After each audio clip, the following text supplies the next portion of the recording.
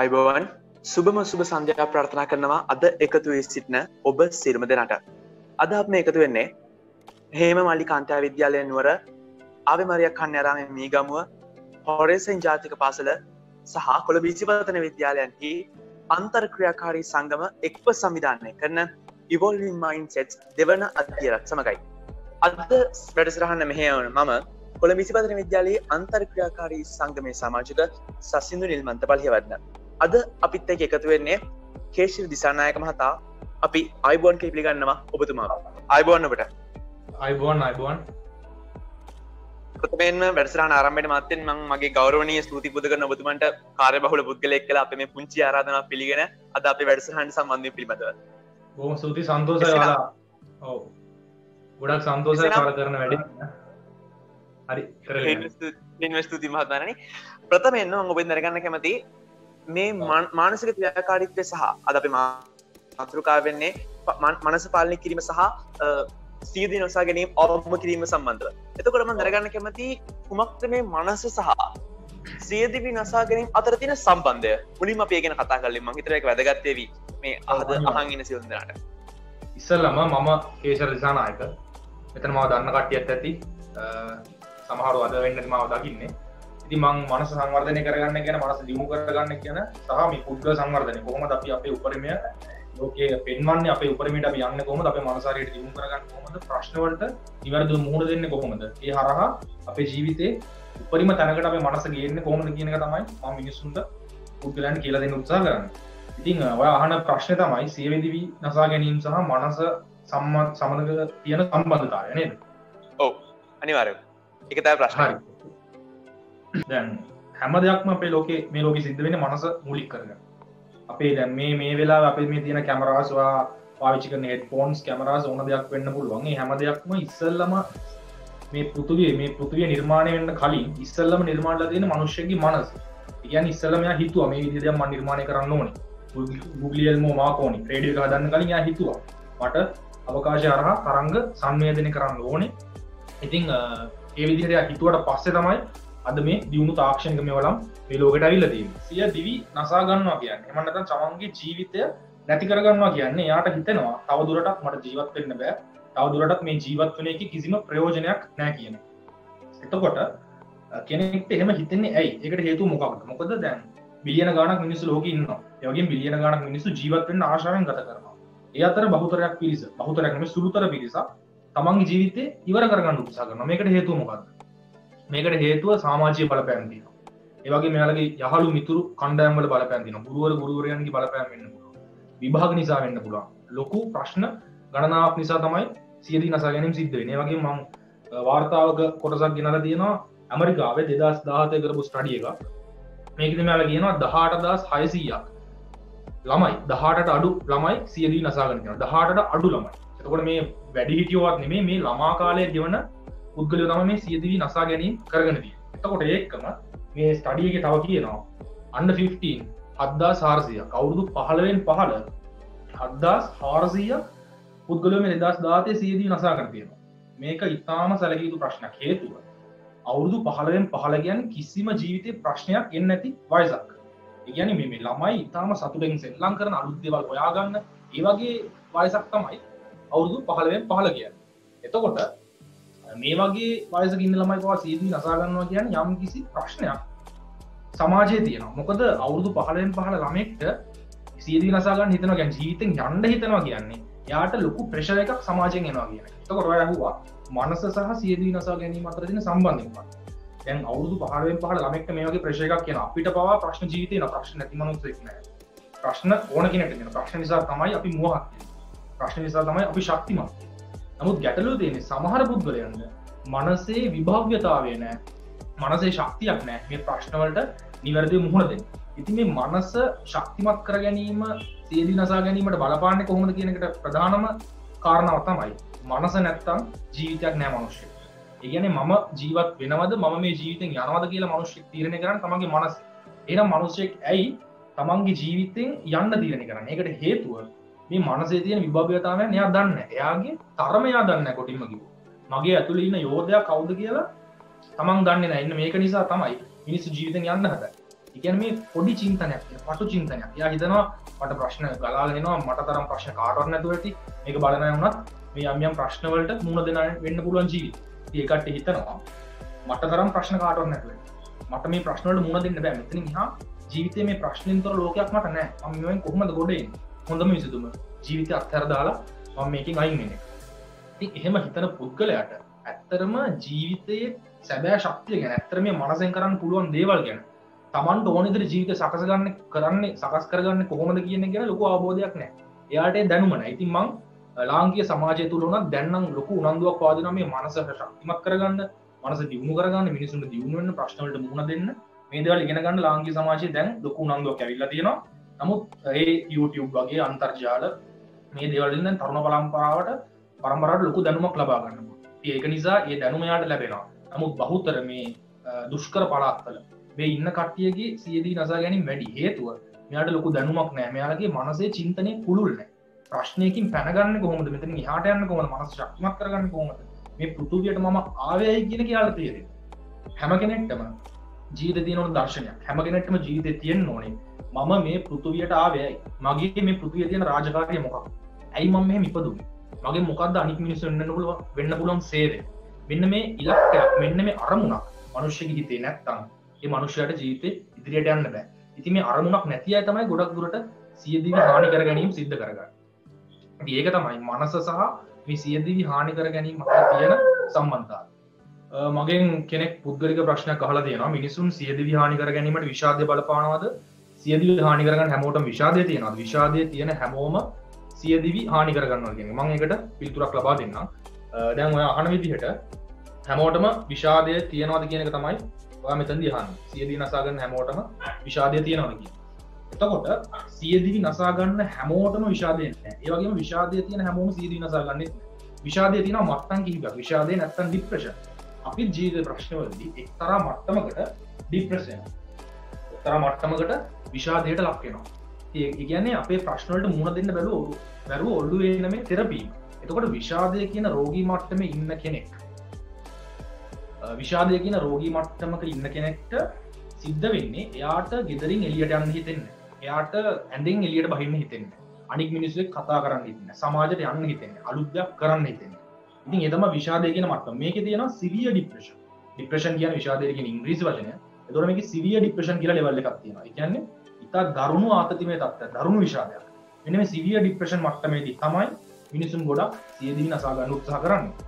එතකොට මම ළඟදී බැලුවා වාර්තා වැඩසටහනක්. මේක ඔයාලට ගොඩක් වැදගත් වෙයි කියන එක හින්දා මම කියන්නේ.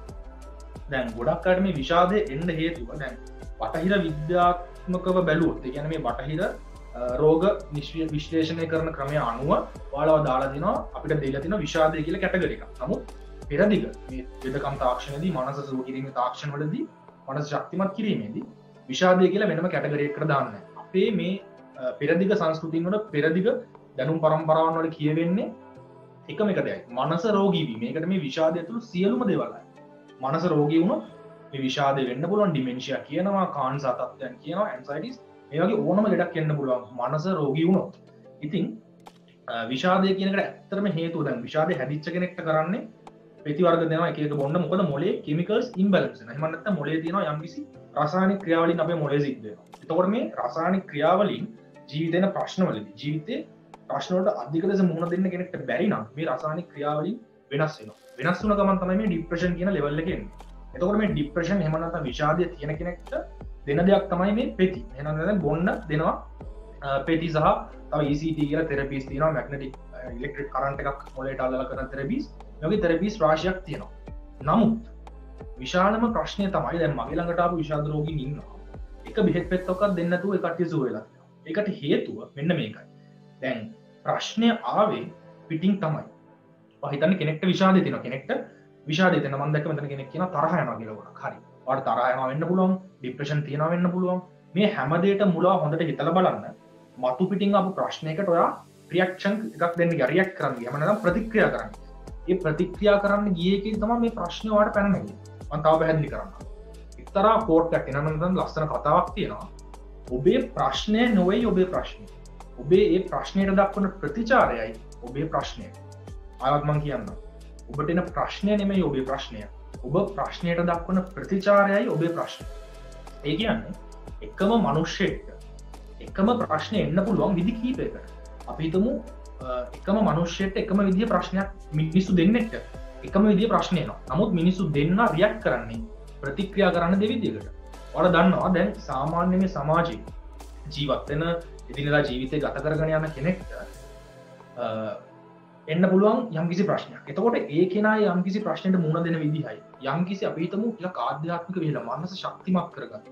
සාමාන්‍ය ජීවිතේ ඉන්න කෙනෙක්ට වඩා එහයින් මනස ටිකක් ශක්තිමත් කරගත්ත, එයක් අවබෝධ කරගත්ත අපි හිතමු පූජකවරයෙක් හෝ වේවා ඕනම ආගමක කිසිදු ආගම් බේරයක් නැහැ. ඉතින් මේ වගේ තැනකදී මේ ආගම් ටිකක් අර මනස ශක්තිමත් කරගත්ත දියුණු කරගත්ත කෙනා අර එකම ප්‍රශ්නෙට සේම් ප්‍රොබ්ලම් මේකට මුහුණ දෙන විදිය වෙනස්. ඒ කියන්නේ මෙතන ප්‍රශ්නේ තියෙන්නේ ඇත්තටම අපිට දෙන ප්‍රශ්නේ නෙවෙයි. අපි ඒකට දක්වන ප්‍රතික්‍රියාව. එකම ප්‍රශ්නෙට කෙනෙක්ගේ අතක් තුවාල වුණාම අපිටම කෙනෙක්ගේ ඇඟිල්ල ටිකක් ගැඹුරට කැපෙනවා. ඒ කෙනාට පුළුවන් හිතන්න අයියෝ මගේ ඇඟිල්ල කැපුණා දැන් මෙතනින් ගියාම වැඩ කරගන්නේ කොහොමද? දෙයියනේ මේක හොඳ වෙයිද? මේ විදිහට හිතලා ડિප්‍රෙස් වෙන්න පුළුවන්. එහෙම ඕන තරම් කට්ටිය. ඒ වගේම තව කෙනෙක් ඉන්න පුළුවන්. ඒ ඇඟිල්ල කැපිච්ච එක මේ ගැඹුරු තුවාලෙමයි සිද්ධ වුනේ. අයියෝ පොඩ්ඩක් ඇඟිල්ල කැපුණා විතරනේ. මේක මොකද මේක ඉක්මනට හොඳ කරගන්න පුළුවන්. අන්න ඒ වගේ මානසිකත්වයකින් ඉතින් යාට කවදාවත් ડિප්‍රෙෂන් එන්නේ නැහැ. එතකොට හිතලා බලන්න මෙතන ප්‍රශ්නේ තියෙන්නේ අපේ ප්‍රශ්නේ නෙමෙයි. ප්‍රශ්නෙට අපි ප්‍රතික්‍රියා කරන විදිහ. ඉතින් එතන තමයි ওই විෂාදය ඇතුළු ගැටලු වෙන්න හේතුව. ඉතින් අර මම කිව්වා විෂාදයේ කිසිදු බෙහෙතක් නැතුව පවසුව කරගත්තා ඉන්නවා. ඒකට හේතුව තමයි විෂාදයේ එන්න හේතුව ඔයා ඉන්න යම්කිසි පෞල් පරිසරයක්. යම්කිසි සමාජ පරිසරයක්. මෙතනින් එන බලපෑමක් නිසා නෝඩ විෂාදෙ එන්නේ. ඔයා ප්‍රතිබීල අභ්‍යන්තරය වෙනස් කරන්න ඕනේ නැහැ. ඔයා ඉන්න පරිසරය වෙනස් කරා නම් ඔයා ඒ ප්‍රශ්නෙට මුහුණ දෙන විදිහ වෙනස් කරා නම් ඔයාගේ ડિප්‍රෙෂන් නිකම්ම හොඳ වෙනවා. මොකද ඉස්සෙල්ලා මුනේ කිමිකල් ඉම්බැලන්ස් එක නෙමෙයි නේ වගේ ඔළුවේ. ඔයාලා ડિප්‍රෙෂන් එන්නෝ යම්කිසි ප්‍රශ්නයක් එන්නෝ ඉස්සෙල්ලා මුනේ මේ මනසේ කෙමිකල්ස් වල තියෙන අසමබරතාවයක් නෙමෙයි. ඉස්සෙල්ලා මුනේ මේ පිටින් ආපු ප්‍රශ්නයක්.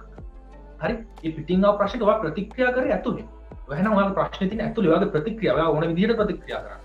ඇඟිල්ල කැපුණ එකට ඔයා මැරෙන්න හදනවද? එහෙම නැත්නම් අයියෝ ඇඟිල්ල කැපුණා නේද? හොඳ වෙනවා. තුවාල කියන හොඳ වෙනවා. මේ තරම් අවුරුදු 20 30 ගානක් මං ජීවත් වුණා. මගේ තුවාල මෙච්චර කල් හොඳ වුණා. මේ තුවාලෙත් හොඳ වෙනවා. ඒ විදිහට ඔයා ප්‍රතික්‍රියා කරනවා. එහෙනම් ඔයාගේ ප්‍රශ්නේ ආවේ ඇතුලෙන්. ඒක ඇතුලෙන් සුව කරන්න ඕනේ. පිටින් දෙන බෙහෙත් වලින් සුව කරගන්නට වඩා ඇතුලෙන් මයින්ඩ් සෙට් එක වෙනස් කරගන්න. මේ ප්‍රෝග්‍රෑම් සෙට් එකේ නමක් ඉවෝල්විං මයින්ඩ් සෙට්ස්. මනද හිතන විදිය වෙනස් කරන්න. හිතන විදිය මීට වඩා පියවරක් ඉදිරියට ගෙනියන්න. ඉතින් ඒක නිසා ඒක වෙනස් කරගන්න පුළුවන් නම් හිතන විදිය වෙනස් කරගන්න පුළුවන් නම් ඕනම දෙයක් වෙනස් කරගන්න පුළුවන්. ඒ වගේම මම කියන්න කැමති මම YouTube channel එකක් කරනවා. මොකද මෙතන ඉන්න කට්ටියට ලොකු උදව්වක් වෙනවා දන්නේ නැති අයට. කේශර දිසානායක මගේ මේ නමින්මයි මම channel එක කරන්නේ. එතනදී මම ඔයාලට දින 14ක නොමිලේ වැඩසටහනක් සැලසුම් කරලා තියෙනවා. මේ වැඩසටහන ඕන කෙනෙක්ට කරන්න පුළුවන් 14 days mind control program කියන එක. මෙතනදී මම ඔයාලට දිනපතා යම්කිසි ආකාරයකට ජීවිතය ගත කරන්න කියලා. මේ විදිහට ඔයාලා ගත කරනකොට ඔයාගේ මොලේ imbalances, ඔයාගේ ශරීරයේ තියෙන imbalances ආයෙත් හරියන්න පටන් ගන්නවා.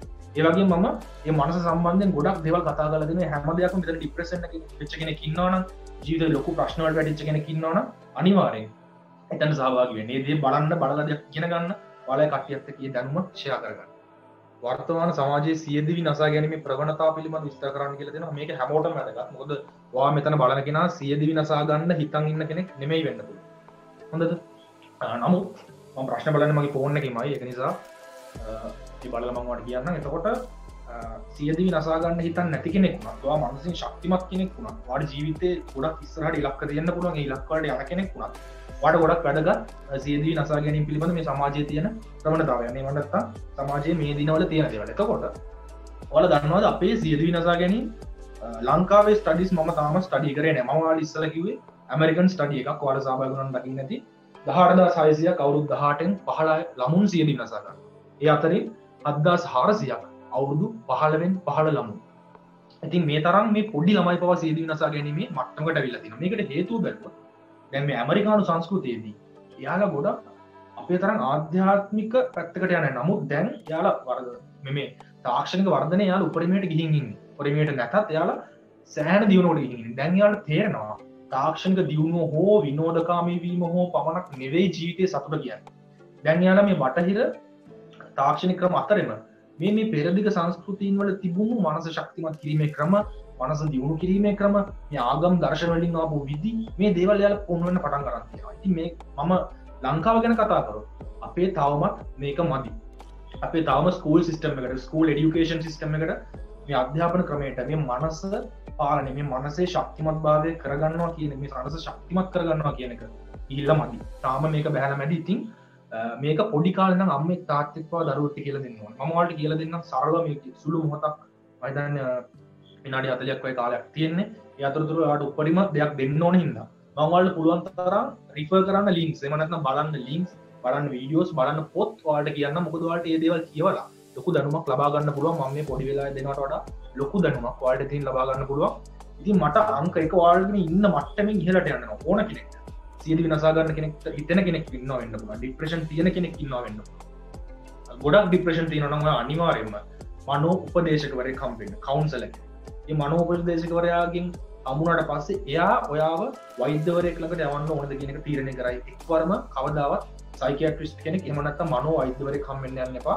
ඉස්සෙල්ලා මනෝ උපදේශකවරයෙක් ළඟට යන්න එයා සරලව බෙහෙත් වලින් බෙහෙත් පාවිච්චි නොකර සරල ක්‍රම වලින් CBT කියලා දෙනවා cognitive systems behavioral therapy කියලා cognitive behavioral therapy එහෙම නැත්නම් අපි හිතන විදිහ අපි ප්‍රජානනය අපි සංජානනය කරන විදිහ ඔළුවේ දේවල් අපි තේරුම් ගන්න විදිහ වෙනස් කිරීමේ ක්‍රම තියෙනවා බෙහෙත් වලින් තොරව ඒ දේවල් වාඩ කරගන්න පුළුවන් මං කිව්වාගේ මනෝ උපදේශකවරයෙක් ළඟට එහෙම නැත්නම් කවුන්සලර් කෙනෙක් ළඟට ගියොත් ඉතින් ඒ වගේ කෙනෙක් හම්බෙන්න එහෙම නැතුව ඔයාලට ජීවිතේ ඉස්සරහට යන්න ආස නම් ජීවිතේ තියෙන ප්‍රශ්න වලින් ඔයා අපිට ඔයාලට ડિප්‍රෙෂන් නැහැ නමුත් ඔයාලට ජීවිතේ ප්‍රශ්න තියෙනවා ඔයාලට ඉස්සරහට යන්න ඕනේ මේ හැමදේම ඔයාලට ජීවිතේ සතුට හොයා ගන්න ඕනේ එතකොට ඔයාලට කරන්න තියෙන හොඳම දෙයක් තමයි අංක 1 අනිවාර්යෙන් තමන්ගේ දැනුම වැඩි කරන්න පොත් කියවන්න කියන එක මම හැමතැනම කියන දෙයක් මේකට හේතුව ඔයාලට වෙනද මෙතනත් මගේ පොත් තියෙන්නේ මොකද මංගාව තියෙන හැම දැනුමක් මම මිනිස්සුන්ට උදව් කරන්නේ මේ කිසිම දෙයක් මගේ අම්මා තාත්තා මේ මනෝවිද්‍යාව කියලා දීලා නෙමෙයි මේ හැම දෙයක්ම මම ඉගෙන ගත්තේ මගේ අම්මා තාත්තා මට මූලික අධ්‍යාපනය ලබා දුන්නා මේ හැම දෙයක්ම යාලා කියලා දුන්නා නමුත් මේ මිනිස්සුන් උදව් කරන්න තියෙන ආශාව මිනිස්සුත් එක්ක මේ දැනුම බෙදා ගන්න තියෙන මේ ශක්තිය මට ආවේ මම අද මේ ප්‍රෝග්‍රෑම් එක කරන්නේ වෙන කිසිවක් නෙමෙයි පොත් නිසා ඒ පොත් ඉංග්‍රීසි පොත් සහ සිංහල පොත් ඒ වගේම ඔයාලගේ ඉංග්‍රීසි දැනුම වැඩි කරගන්න මොකද ඉංග්‍රීසියෙන් පුදුමාකාර විදිහට බටහිර ජාතිකයන් පරිශ්‍රණය කරනවා එයාලගාව මාර වැදගත් පොත් තියෙන දේවල් කියවන්න එතකොට ඔයාලට මම කියවන්න කියන නවකතා නෙමෙයි මනස පිළිබඳ පොත් තියෙනවා මනස පිළිබඳ ඔයාලට තියෙනවා ගැහැණු ආදර සම්බන්ධතා තියෙන කට්ටිය ඉන්නකොට මම දැක්ක මෙතන ප්‍රශ්නයක් එතකොට ආදර සම්බන්ධතා පිළිබඳ ආදර සම්බන්ධයක් ගෙනියන්න අවශ්‍ය නැහැ මොකද මේකත් සියලු විනාශා ගැනීමට තියෙන ලොකු කාරණාවක් තමයි මේ ආදර සම්බන්ධතා වලින් ළමයි ෆේල් වෙන එක එහෙම නැත්නම් මේ ආදර සම්බන්ධතා බිඳ වැටීම නිසා සියදිවි හානි කරගන්න ළමුන් පෙළවෙන අතපය කපා ගන්න පෙළවෙන හානි කරගන්න මේකට හේතුව මම මේතනත් දකින සමාජයේ ප්‍රබල ප්‍රශ්නයක් තමයි ගැහැණු ළමෙක් සහ පිරිමි ළමෙක් කොහොමද ආදරය කරන්න ඕනේ කියන එක අපේ පාසල් පද්ධතින් තුල උගන්වන්නේ අපි ඒක හම්මඩු ගහනවා වැරද්දක් ලෙස ඉගෙන අපි මේ ආදරය කියන එක අල්ලගෙන ඉන්නේ ඉතාලම වැරද්ද තැන මේ ලිංගිකත්වය කියන මාතෘකාව ආදරයට සම්බන්ධ කරගෙන ඉන්නේ. එතන නෙමෙයි ආදරය තියෙන්නේ. ඊට ඉතා පුළුල් දෙයක් ආදරය කියන එක. ඉතින් ඔයාලට මේ ආදරය ගැන ගොඩක් දැනගන්න අවශ්‍ය නම් මෙන්න මේ පොත ආදරේ භාෂාව.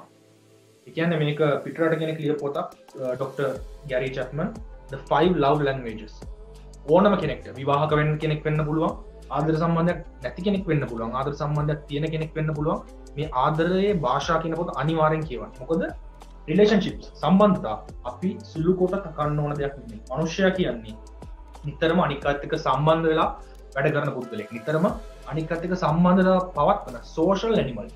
හරි සමාජයත් එක්ක ඉන්න කෙනෙක්. තනිය ඉන්න කෙනෙක් නෙමෙයි මනුෂ්‍යයෙක්. තනියම හැදෙන කෙනෙක් නෙමෙයි. එහෙනම් අපි අනිවාර්ය රිලේෂන්ෂිප්ස් ප්‍රගුණ කරන්න ඕන. අපි කොහොමද ගැහණු කෙනෙක්ව තේරුම් ගන්න මේක ඉගෙන ගන්නවා. ඔයාලා හිතන්න එපා. ගැහණු කෙනෙක් තේරුම් ගන්න ඉතාම ලේසි කියලා. ඒ වගේම ගැහණුවා හිතන්නත් එපා පිරිමි කෙනෙක් තේරුම් ගන්න ලේසි කියලා. ඉතාම පෞල් ප්‍රශ්න මගේ ළඟට එනවා. ඉතින් මේ දේවල් බැලුවම බොහොම පොඩි ගැටලු තියෙනවා. පිරිමි කෙනා තේරුම් ගැනීමට බැරි හැකියාව නිසා මේ ගැහණු පිරිමි කෙනාට අවශ්‍ය මොනවද කියලා ස්ත්‍රීට තේරුම් ගන්න බැරි නිසා ඒ දැනුම නැති නිසා වික්කසාද වීම දක්වා සමහර සම්බන්ධතා යනවා. ඒ වගේම ඒක අනිත් පැත්තක් සිද්ධ වෙනවා ගැහණියට අවශ්‍ය දේ තේරුම් ගන්න බැරි නිසා වික්කසාද වීම දක්වා යනවා. ඉතින් ඔයාලා රිලේෂන්ෂිප්ස් පිළිබඳ පවා දැනුම ලබා ගන්න. අංක 1 පොත් කියවන්න මම මේ කියව ආදරේ භාෂා. ඒ වගේම ගැහණුන්ට වඩා පිරිමින් වෙනස් අය කියලා පොතක් තියෙනවා. ඒකත් ඔයාලට කියවන්න පුළුවන්. ගොඩක් වටිනවා මේ රිලේෂන්ෂිප්ස් පිළිබඳව ගත්තොත්. ඒ වගේම පුද්ගල සංවර්ධනය පිළිබඳව ගත්තොත් ඕන තරම් පොත් තියෙනවා. ඔයාලට කරන් තියෙන බුක් ෂොප් එකකට ගිහිල්ලා මට නම් වශයෙන් කියන්න ගත්තොත් ඒක තව කතන්දරේ දික් වෙනවා. බුක් ෂොප් එකට ගිහිල්ලා අන්න මනස පිළිබඳ පොත් තියෙන මොනවද? යන්න එතනට ගිහින් ඒ පොත් තෝරගන්න. ගොඩක් මනස පිළිබඳ හොඳ පොත් ලියපු මහත්මයෙක් තමයි දයා රෝහණ අතුකෝරාල මහත්මයා. ඉතින් එතුමාගේ පොත් දයා රෝහණ අතුකෝරාල මහත්මයා ලියලා හරි තියාගන්න ඒ පොත් ඔයාලට කියවන්න පුළුවන්. ආදර සම්බන්ධතාවයකින් වැටුණු කෙනෙක් ගැන වැටුණු කෙනෙක් මෙතන දාලා තිබ්බා. එතෙන්දී දැන් ඇත්තටම ආදර සම්බන්ධතාව විදුණා මම කියන්නේ ඒක තාම පාසු කාරණයක් කියලා. තාම වේදනාකාරී. මොකද කෙනෙක් සම්බන්ධයක් ඇති කරගන්නේ දෙදෙනෙක් අතර සම්බන්ධයක් ඇති වෙන්නේ ඒක බැඳෙන්නේ හදවතින්. කෙනෙක්ට ගැහණු කෙනෙක් අවංකව ආදරය කරනවා නම් එයාගේ හදවතට ඒක දැනෙනවා. පිරිමි කෙනෙක් ගැහණු කෙනෙක්ට අවංකව ආදරය කරනවා නම් හදවතට ඒක දැනෙනවා. ඒ ආදර සම්බන්ධය නැති වුණාම අපි කැමති කෙනෙක් අපෙන් නැති වුණාම දුකක්.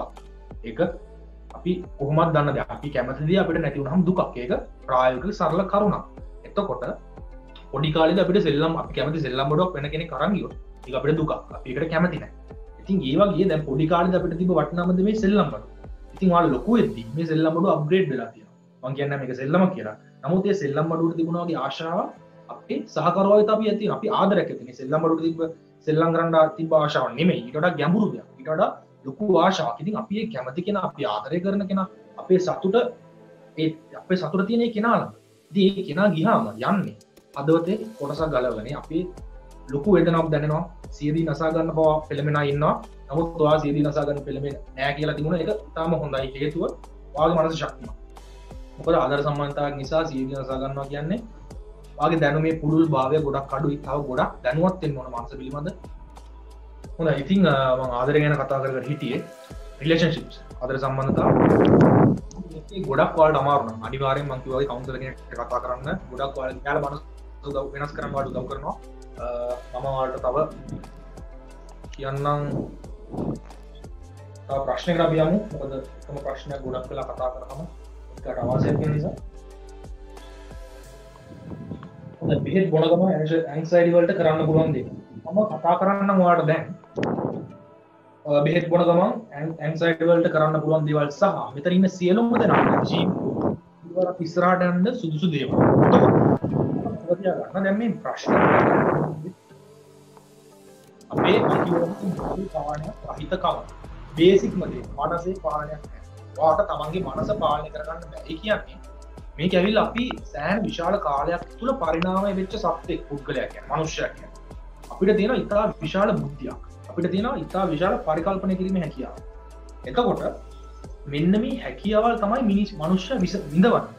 හරි? මොකද ඔයාලා හිතලා බලන්න බල්ලෙක් ගත්තා. ඒ බල්ලා හරිම සතුටින් ඉන්නේ. හේතුව මොකක්ද?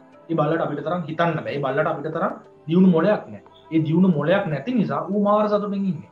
ඌට කෑම එකක් දුන්නත් සතුටුයි.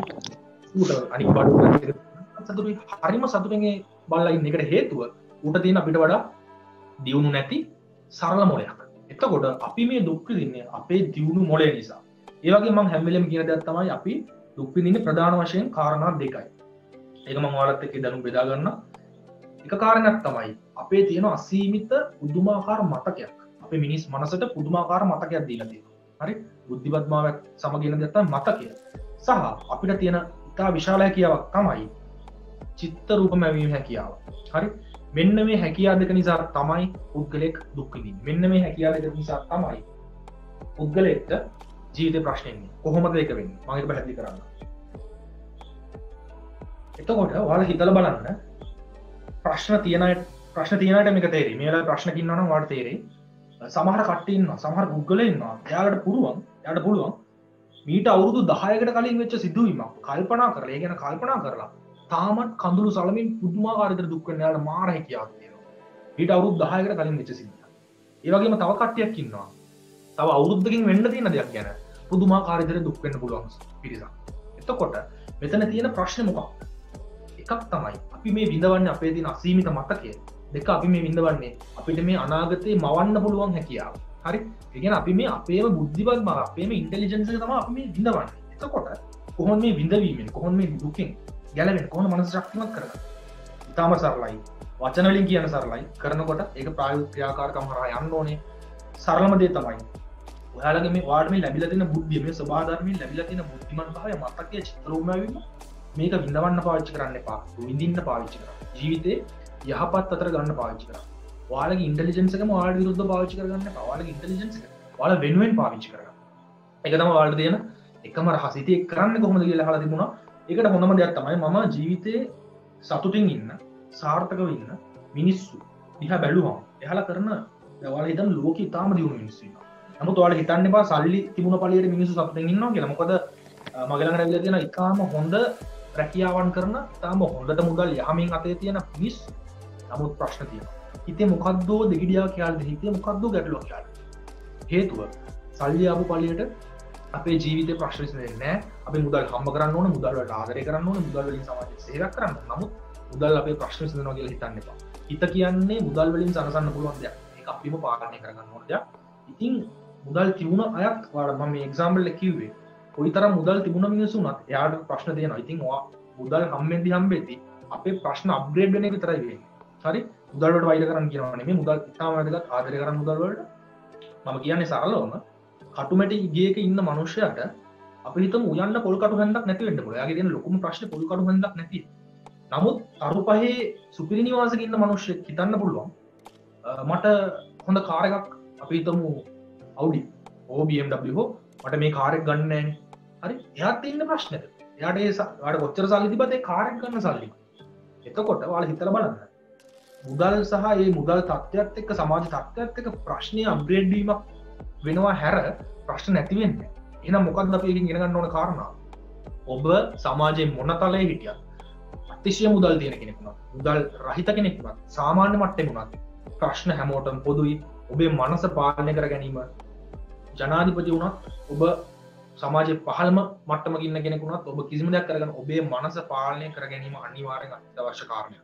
ඒක නැතුව ඔබට කිසිවක් කරන්න බෑ. ඔබේ මනසට පුළුවන් ඔබව හිඟන්නෙක් කරන්න, ඔබ අති සාර්ථක පුද්ගලයෙක් කරන්න ඔබේ මනසට පුළුවන්. ඒ දෙකම කරන්න ඔබේ මනස. ඔබේ මනසට දෙන ඉන්පුට් පිළිබඳ, අතට දෙන දේවල් පිළිබඳ පරිස්සම් වෙන්න. සමාජ ජාල වලින් පරිස්සම් වෙන්න. මතක තියාගන්න. සමාජ ජාල මේ හැම දෙයක්ම අපිට තියෙන මේවා නම් ටූල්ස්. මේවට යටත් වෙන්න මම ටූල්ස් වලට යටත් වෙන්න බෑ. වෙලා තියෙන්නේ මොකද? ටූල් එකෙන් අපිව පාලනය කරනවා. ටූල් එක පාවිච්චි කරන්න, මනුෂ්‍යත්වයේ ගොඩනගන්න ටූල් එක පාවිච්චි කරන්න, ඔයගේ මනස දියුණු කරගන්න. YouTube එකේ ගියාම ඔයාගේ ධනාත්මක චින්තනය තියෙන දේවල්, හොඳ දේවල් උගන්වන channels තියෙනවා. ඒ channel වලට subscribe කරන්න. මම දැකලා තියෙන සමහරුන්ගේ ෆෝන්ස් වල සමහර මේ විඳවන මිනිස්සු හරි කැමති ගොඩාක් විහිළුවෙන් ඉන්න. හරි කැමති ගොඩාක් විහිළු දේවල් බලන්න. මොකද අර විඳවීම, ඒ විඳවීම තාවකාලික විහිළුවලින් නැති වෙනවා. විහිළු වලින් නැති වෙනවා. එතකොට එයාලගේ channel ෆෝන් එක බැලුවොත් විහිළු channels, මේ jokes තියෙන channels මාර්ජිනල subscribe කරලා දෙනවා. නමුත් අර තාවකාලික පැනඩෝල් පෙත්තක් පිළ ලබනවා වගේ සුවයක් මේ විහිළුවකින් ලැබුවට එයාට අර සදාකාලික සුවය ගන්න තේරෙන්නේ නැහැ. සදාකාලික මානසික සතුට ගන්න තේරෙන්නේ නැහැ. හරි? ඒ කියන්නේ සමහර මිනිස්සු මේ jokes බඩලා බලලා එයාගේ මානසිකත්වය හරි විහිළු තත්ත්වයකටපත් වෙනවා. ඒ කියන්නේ විහිළුවේ මිනිස්සු ඉන්න ඕනේ, සතුටින් ඉන්න ඕනේ. නමුත් ඕනම දෙයක අධික මට්ටමට ගියොත් අපිට ජීවිතේ විහිළුවක්. කිසිම ඉස්සරහට යන්න හිතන හිනාවේ වින්න හරිම සරලයි. බරපතල දෙයක් පව හරිම සරල විදිහට පේනවා. සමහර තැන් තියෙනවා බරපතල දේ අපි බරපතල විදිහට දකින්න ඕනේ. සරල දේ සරල විදිහට දකින්න. සරල දේ අධික සංකීර්ණ විදිහට දැක්කොත් අපිට ડિප්‍රෙෂන් එනවා.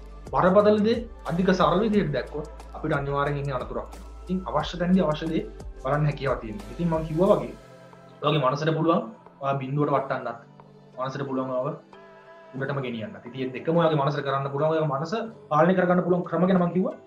මම කතා කරලා හිටියේ දින ඔය ගොඩක් හොඳ සාර්ථක ප්‍රශ්න නැති තමන්ගේ ජීවිත අරමුණක් තියෙන මිනිස්සුන්ගේ ප්‍රධානම දේ තමයි අංක එකේ අරමුණක් තියෙන කියපු තැනින් මම ගන්න අංක එක තමයි. ඒ මිනිස්සුන්ගේ ජීවිත අරමුණක් තියෙනවා. එයාට දන්නවා මං ඇයි මෙතනට ආවේ. ඔයාලා තාම දන්නේ නැත්නම් ඔයාලා ඇයි ජීවත් වෙන්නේ කියලා. මේ ධම්ම ඔයාලා පොලයක් පැන කරන් මේ වැඩසටහන පස්සේ හරි වැඩසටහන අනාතරමදී හරි කමක් නැහැ. මම කවුද? ඉස්සලා මේක තේරුම් ගන්න. මම කියන්නේ කවුද? කොලේක ලියන්න මම කවුද? මම මොනවා වගේද? ඔයා ලියන්න වාඩි ඉතිරිඳුලා මොනවා වගේද?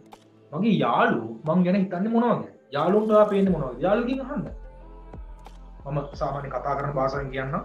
තරුණ ප්‍රජාව කතා කරන විදිහට මචං මාව උඹට කොහොමද පේන්නේ? හරි? ඉහළමෙට අහන්න ඕන. ධ්‍යාන ළමෙට අහන්න පුළුවන්. ඔයාට මාව කොහොමද පේන්නේ? යාළුවෝ 10 දෙනෙක්ගෙන් අහන්න. මේක ඉතාම ප්‍රබල අභ්‍යාසයක්. යාළුවෝ 10 දෙනෙක්ගෙන් ඇහුවොත් ඔයා මොනවා වගේද කියලා අවංක පිළිතුර දෙන්න කියන්න. වැරදි දිනවන වැරදි කියන්න. හොඳ තියෙනවන හොඳ කියන්න. අහලා බලන්න. මේ 10 දෙනා ඔයා ගැන මාර ප්‍රතිරූපයක් ගොඩනගා ගන්න. ඔයා හිතන්නේ නැති වෙන්න පුළුවන්. හරි? ඔයාව සමාජයට පේන විදිහ ගැන, ඔයාගේ තියෙන ධනාත්මක දේවල් ගැන, ඔයාවත් හිතන්නේ නැති දේවල් ගැන ඒ යාළුවන්ට අවබෝධයක් තියෙන්න පුළුවන්. ඒ දේවල් ඔයාට තව තව ගොඩනගා ගන්න පුළුවන්. ඒ වගේම ඔයාට නොපෙනෙන ඔයාගේ අඩුපාඩු ගැන ඔයාට යාළුවෙන් දැනගන්න පුළුවන්. මතක තියාගන්න ජීවත් වෙනකොට මම කියන්නේ පළවෙනි කාරණාව තමන් අඳුර ගන්න කියන්නේ. අපේ මේ ඉන්ද්‍රියන් පහම අපිට දීලා තියෙන මේ ඉන්ද්‍රියන් පහම ඇස, කන, නාසය, දිව, ශරීරය. හැමෝටම මේ ඉන්ද්‍රියන් පහ තියෙනවා. මතක තියාගන්න මේ ඉන්ද්‍රියන් පහම අපිට දීලා තියෙනවා. අපි ගැන හොයන්න නෙමේ අපට ලෝක ගෙන හොයකොට නහය ඔල හිතක බලන්න දැන් නහයෙන් අපිට ගඳ සුවඳ දැනෙනවා හරි අහයෙන් අපිට ලෝකේ ඕනම දෙක ගඳ සුවඳ බලන්න ඔල බලන්න කට තියෙන හරියටම නහයට පල්ලයි හරි අගලක්වත් නෑ පොඩි දුරක් පහලින් කට තියෙන ඕනම් කියන අපි දත්ම දින්න දුර සාමාන්‍ය දෙයක් තමයි අපේ කටේ ගඳක් පහන දුගඳක් පහනනවා ඒක සාමාන්‍ය දෙයක් එතකොට හිතලා බලන්න මේ නහයට අඟලකටත් අඩුවෙන් තියෙන කටෙන් නිකුත් වෙන දුගඳ අපිට දැනෙන්නේ නැහැ. නමුත් අපි අවට ඉන්න කෙනාට දැනෙනවා. හරි. ඒ කියන්නේ අපිට කවදාවත් මේ නහයෙන් අපේ ඇතුලේ තියෙන දුගඳවල් දැනෙන්නේ නැහැ. අපේ මේ ඇතුලේ කොයිතරම් ෆුඩ් ප්‍රොසෙස් වෙනවද? කොයිතරම් ආහාර ප්‍රොසෙස් වෙනවද? කොයිතරම් ජරාව හෙට මෙහෙට යනවද? මේ කිසිම දෙයක ගඳ සුවඳ අපිට දැනෙන්නේ. හරි. නමුත් අපිට අනික් කෙනාගේ කටේ දුගඳක් හැමෝට ටක් ගාලා දැනෙනවා. අනික් කෙනාගේ දාඩියේ දුගඳක් හැදුවොත් ටක් ගාලා දැනෙනවා. ඒක තව දෙයක් මම ඔයාලට කියන්නම්. මේ ඇස් දෙකෙන් පේන්න අපිට එළිය විතරයි. කවදාවත් මේ ඇස් දෙක ඇතුළට හරවලා බලන්න පුළුවන්ද? ඇතුලේ මොනවද වෙන්නේ? මේ මොළේ මොනවද වෙන්නේ? ඇතුලේ මොනවද වෙන්නේ කියලා බලන්න පුළුවන්ද? බෑ. හේතුව මේ ඉන්ද්‍රියන් පහෙන් අපි යම් ලෙවල් එක හිර කරලා තියෙනවා. සබහාධර්මයෙන් අපි සබහාධර්මයෙන්ම අපි හිර කරලා තියෙනවා. මේ මට්ටම මේ හිර කිරීම පැන ගන්න කෙනා තමයි ජීවිතේ ඊළඟ ලෙවල් එකට යන්නේ. ඒ කියන්නේ මේ පංචේන්ද්‍රියන්ගෙන් බලන්න පුළුවන් එළිය විතරයි. නමුත් මේ මනස කියන ඉන්ද්‍රියෙන් ඇතුළට හරවලා ඇතුළ බලන්න පුළුවන්. එක ඉන්ද්‍රියයි මේ 6 වෙනි ඉන්ද්‍රිය මනස. මේකෙන් විතරයි ඇතුළ බලන්න පුළුවන්. මේකෙන් විතරයි තමන්ව ජීවු කරගන්න පුළුවන්. අනෙක් ඉන්ද්‍රියන් පහ තියෙන්නේ අපිට ඕපදූප හොයන්න විතරයි. වටපිට අපිට මේ ජීවත් වෙන්න දීපු ඉන්ද්‍රියන් පහක්. අනතුරු වලින් වෙරලා සර්වයිව් වෙන්න. හරි ඒ කියන්නේ මේ ලෝකේ ජීවත් වෙන්න දීපු ඉන්ද්‍රියන් පහක් විතරයි මේක. ඉතින් මේ පහ අනුව නම් ඔයා ජීවත් වෙන්නේ. මේ පහට උත්තේජන දීදී නම් ඔයා ජීවත් වෙන්නේ. ඔයා හැම වෙලෙම ජීවත් වෙන්නේ කායට ස්පර්ශ දෙන්න ආස කෙනෙක් නම් ගොඩක්. ඔයා ඒක මතම ජීවත් වෙනවා. ඔයා ඇසට රූප ගොඩක් ලස්සන දේවල් දකින්න කැමති නම් පිරිමි කෙනෙක්ට දකින්න පුළුවන් ලස්සනම දේ තමයි ගැහණු ළමයි. ගැහණු ළමෙක්ට දකින්න පුළුවන් ලස්සනම දේ තමයි පිරිමි ළමෙක්. හරි. කියන්නේ ගොඩක් ගැහණු ළමෙක්ගේ මොලේ හදලා තියෙන පිරිමි ළමෙක්ගේ රූපයකට සංවේදී වෙන්නේ. පිරිමි ළමෙක්ට හදලා තියෙන ගැහණු ළමෙක්ට සංවේදී වෙනවා. එතකොට ඇස යම් කිසි කෙනෙක් පිරිමි ළමෙක්ට ගැහණු ළමෙක් දිහා බලලා ඇස පිනව ගන්න පුළුවන්. ඔයාලා දන්නවා අන්තර්ජාලය වුණ තරම් දැන් වෙනම ඉන්ඩස්ට්‍රි එකක් වෙනම කර්මාන්තයක් මේ ගැහණු ළමයි පිරිමි ළමයි මේ ලිංගික ක්‍රියාවන් පිළිබඳ වීඩියෝස් රිලීස් කරන. ඉතින් මේවට ඇබ්බැහි වෙච්ච කට්ටිය. හේතුව මොකද්ද? මේ අපිට ජීවත් වෙන්න දීපු ටූල්ස් වැරදියට පාවිච්චි කරනවා. ටූල්ස් වලින් අපිව පාවිච්චි කරනවා. ඇහැට ඕනේ රූපේ බලන්න. ඉතින් ගිහින් රූපේ බලනවා. හරි? නාසයට ඒ සුවඳ අවශ්‍යයි. ඉතින් ඒ සුවඳ බලනවා. දිවට රස අවශ්‍යයි. ඉතින් ඒ රස බලනවා. මේ ටූල්ස් පහේ හිර වෙන්න එපා. මේ පහේ හිර වුණා. ලොකු අමාරුවක් කරගන්නවා. මේ ටූල්ස් පහ ඔයා වෙනුවෙන් පාවිච්චි කරන්න. හරි? ඔයා වෙනුවෙන් පාවිච්චි කරන්න හැම වෙලේම. මං කිව්වා වගේ 6 වෙනි ඉන්ද්‍රිය මනස මෙතනින් විතරයි තමන්ගේ අභ්‍යන්තරය බලන්න පුළුවන්. ඉතින් ඔයාලා ඉස්සෙල්ලම බලන්න මම කවුද? ඒ වගේම යාළුවෙන් අහන්න වටපිට යන්නට ඔයාගෙන හොඳට පේනවා. මං කියවනේ මේ ටූල්ස් අලක දෙන්න එළිය බලන්න. යාළුවන්ගේ ටූල්ස් වලට යාළුවන්ගේ ඉන්ද්‍රියන් පහට ඔයාම හොඳට ග්‍රහණය වෙනවා. ඔයාලට ග්‍රහණය වෙන්නේ නැති වුණා. ඉතින් එතනින් ඔයාම අඳුර ගන්න පුළුවන්.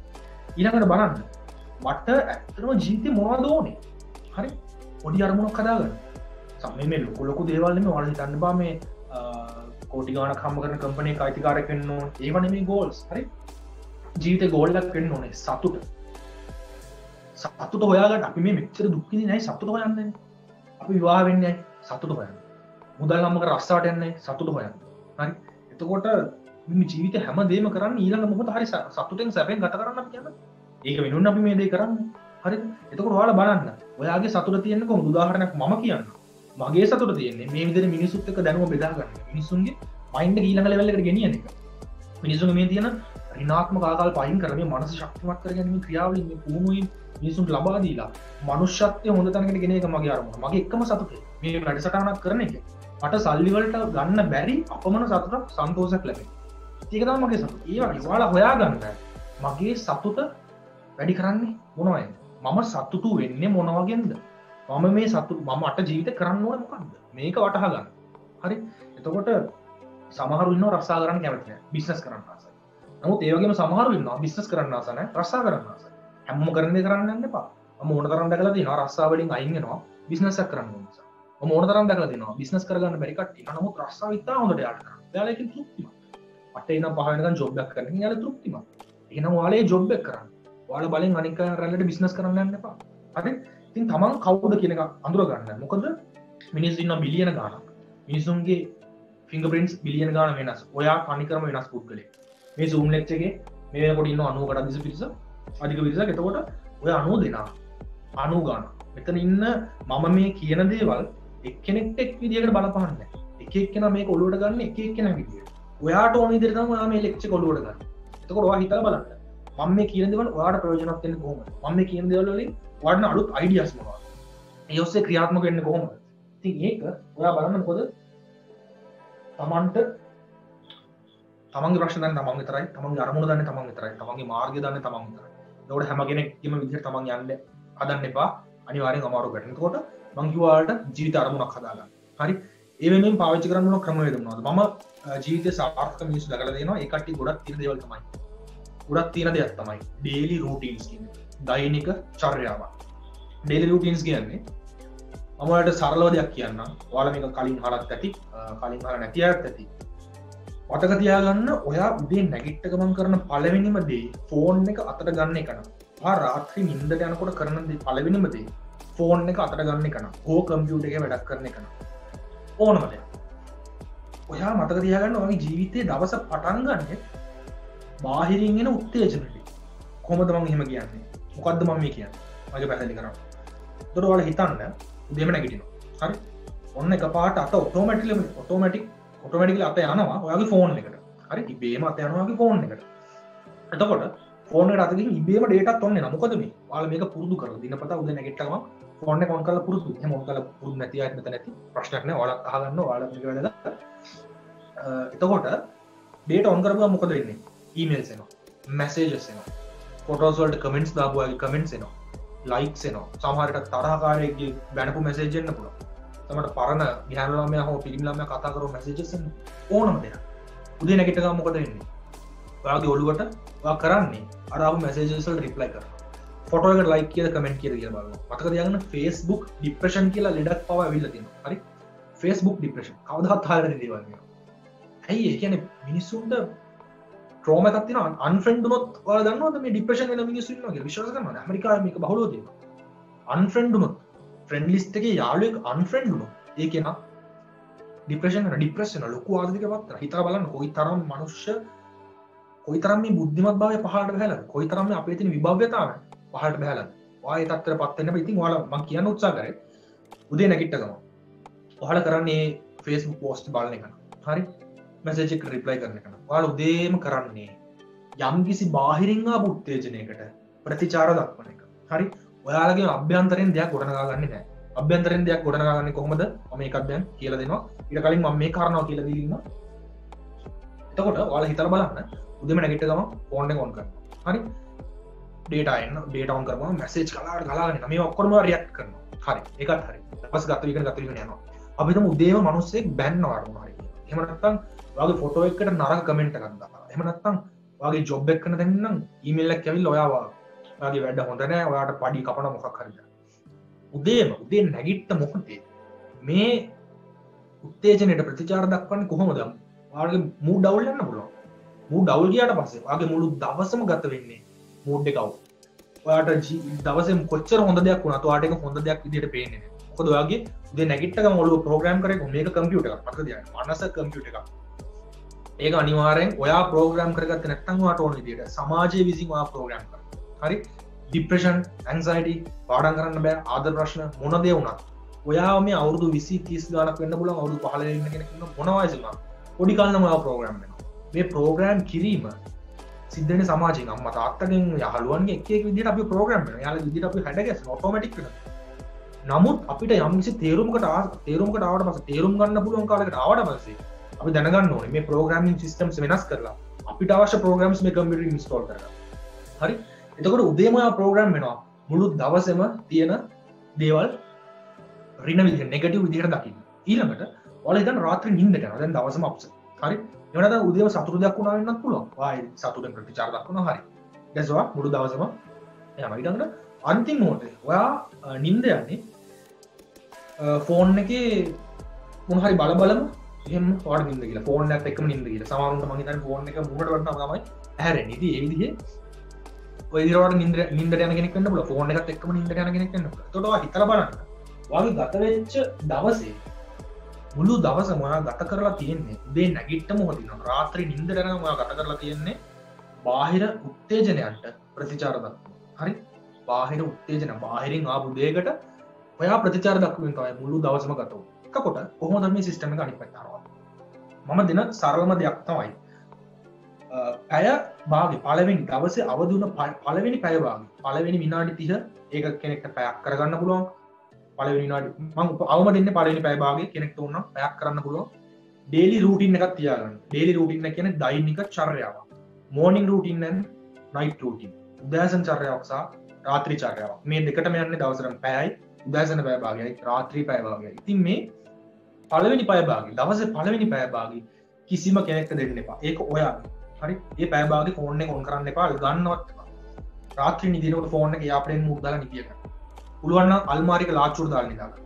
පුළුවන් නම් ෆෝන් එක චාර්ජ් වෙන්න දාන්න කුස්සිය. ඔය වෙන ඔය නිදන කාමරේ නැතුව චාර්ජ් වෙන්න දාන්න. එතකොට රෑ 12ට වාට එකපාරට නැගිට්ටාම වාට ෆෝන් එක ඔබන්න අවශ්‍යතාවයක් ඉන්නේ නැහැ. මොකද ඔක දැක්කොත් තමයි අපේ ඔළුවට එන්නේ අනේ මට මේ ෆෝන් එක අරන් ඩේටා ඔන් කරලා බලන්න ඕනේ. සමහර වෙනවා රෑ 1 2කට නැගිට්ටාම අනිත් පැත්ත හැලා නිදා ගන්නවා නෙමෙයි හොඳ හුස්ම ටිකක් කරන්. එයාට මතක් වෙනවා මොකද ෆෝන් එක. අයි පේන්න තියෙන ෆෝන් එක චාර්ජ් එකට දාලා ටක් ගාලා ගිහින් ෆෝන් එක අරන් ඩේටා ඔන් කරනවා. තව පැය 4ක් විතර හැරලා නිදාගන්නේ පාන්දර 5ට විතර. උදේ 6ට විතර තමයි මේ මනුස්සයා නිදාගන්නේ. හරි. ඉතින් මේක මේ වගේ ඍණාත්මක චර්යාවක් රිපීට් වෙද්දි දෛනිකව දවස් ගානේ මාසයක් යනකොට දවස් 30 ඒ වගේ මාස 12 ගියම අවුරුද්ද 365 දවසේ මේ වගේ දේවල් රිපීට් වෙද්දි ඔයාගේ මොලේ පුස් කන්නේ ගහන්න දෙයක් නැහැ. ඔයාලට ප්‍රශ්නයක් දරා ගන්න බැරි වෙන ගහන්න දෙයක් නැහැ. ඔයාගේ මොලේ ඍණාත්මක කියලා කිසිම දෙයක් දරා ගන්න බැලුව 100 දිවි නසා ගන්න තැනකට එනකම් එන එක පුදුම වෙන්න දෙයක් නෙමෙයි. ඇයි මේ අපි ප්‍රෝග්‍රෑම් කරන්නේ දැනුමට. හොඳද? එතකොට පළවෙනි පැය භාගේ ඔයාලට තියාගන්න කිසි කෙනෙක්ට දෙන්න. මගේ ජීවිතේ පළවෙනි පැය භාගය හැරුණාම මම කිසි කෙනෙක්ට දෙන්නේ නැහැ. ඒක මගේ. මගෙන් තොර කිසිම කෙනෙක්ට පළවෙනි පැය භාගය ගන්න බෑ. මොකද මේ පළවෙනි පැය භාගය හෝ පැය මම වෙන කෙනෙක් වෙනුවෙන් වැය කරොත් වෙන කෙනෙක් ඊමේල් එකට රිප්ලයි කරොත් මම දන්නවා ඒක මගේ චර්යාවක් හැබිට් එකක් බවට පත් වෙනවා. මේ හැබිට් එක නිසා මම ක්‍රමයෙන් හරියට යකඩයක් පොඩ මලකඩ කාලා විනාශ වෙනවා වගේ මා විනාශ වෙනවා.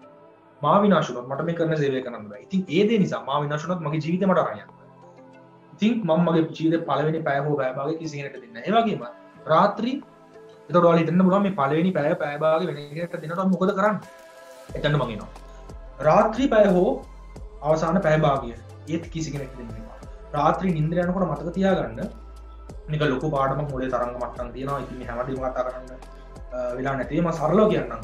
මනස අධි සංවේදී වෙලාවල් දෙකක් තියෙනවා. කියන්නේ මනස ගොඩක් සංවේදීව ගොඩක් බලවත් වැඩ කරන වෙලාවල් දෙකක්. මේ තමයි රාත්‍රී නිින්දට යන්න ආසන්න මොහොත සහ උදෑසන අවදි වෙලා විනාඩි 10ක් හෝ 20ක් යන්නේ විනාඩි 10ක් 20ක් අතර කාලය.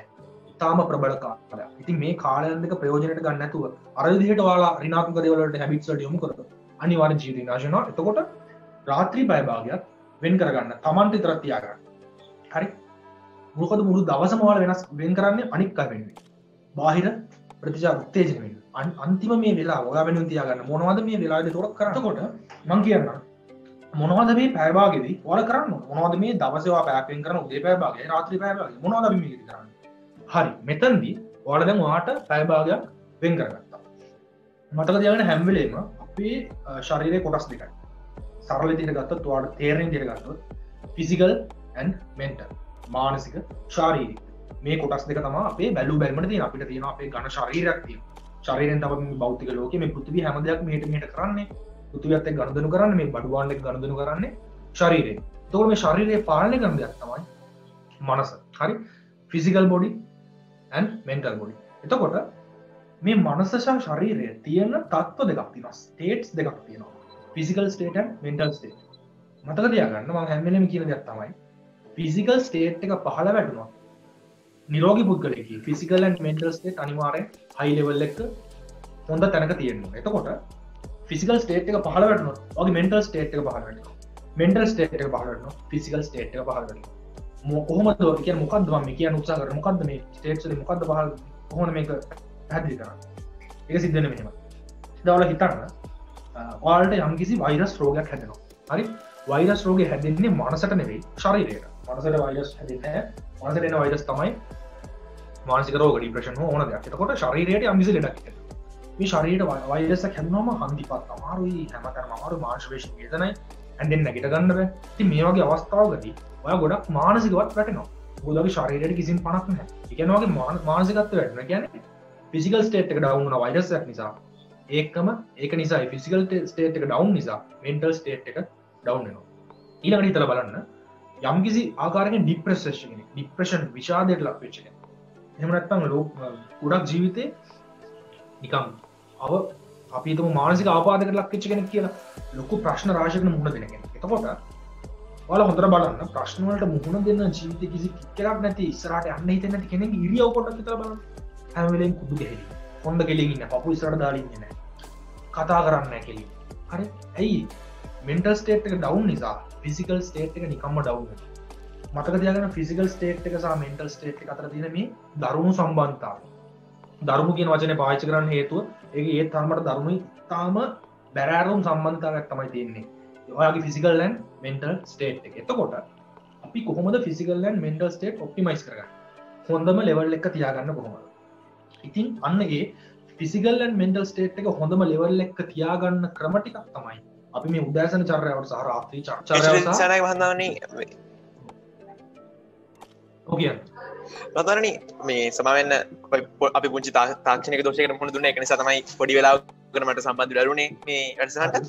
එතකොට මම දැනගන්න කැමතියි ඔබතුමාගේ කතාවත් එක්කම මට දැනෙච්ච ප්‍රශ්නයක් තමයි දැන් අපි දකිනවා අද මේ කොවිඩ් වසංගතයත් එක්ක බොහෝ දෙනා නිවස් වලට සිර වෙලා සිටිනවා.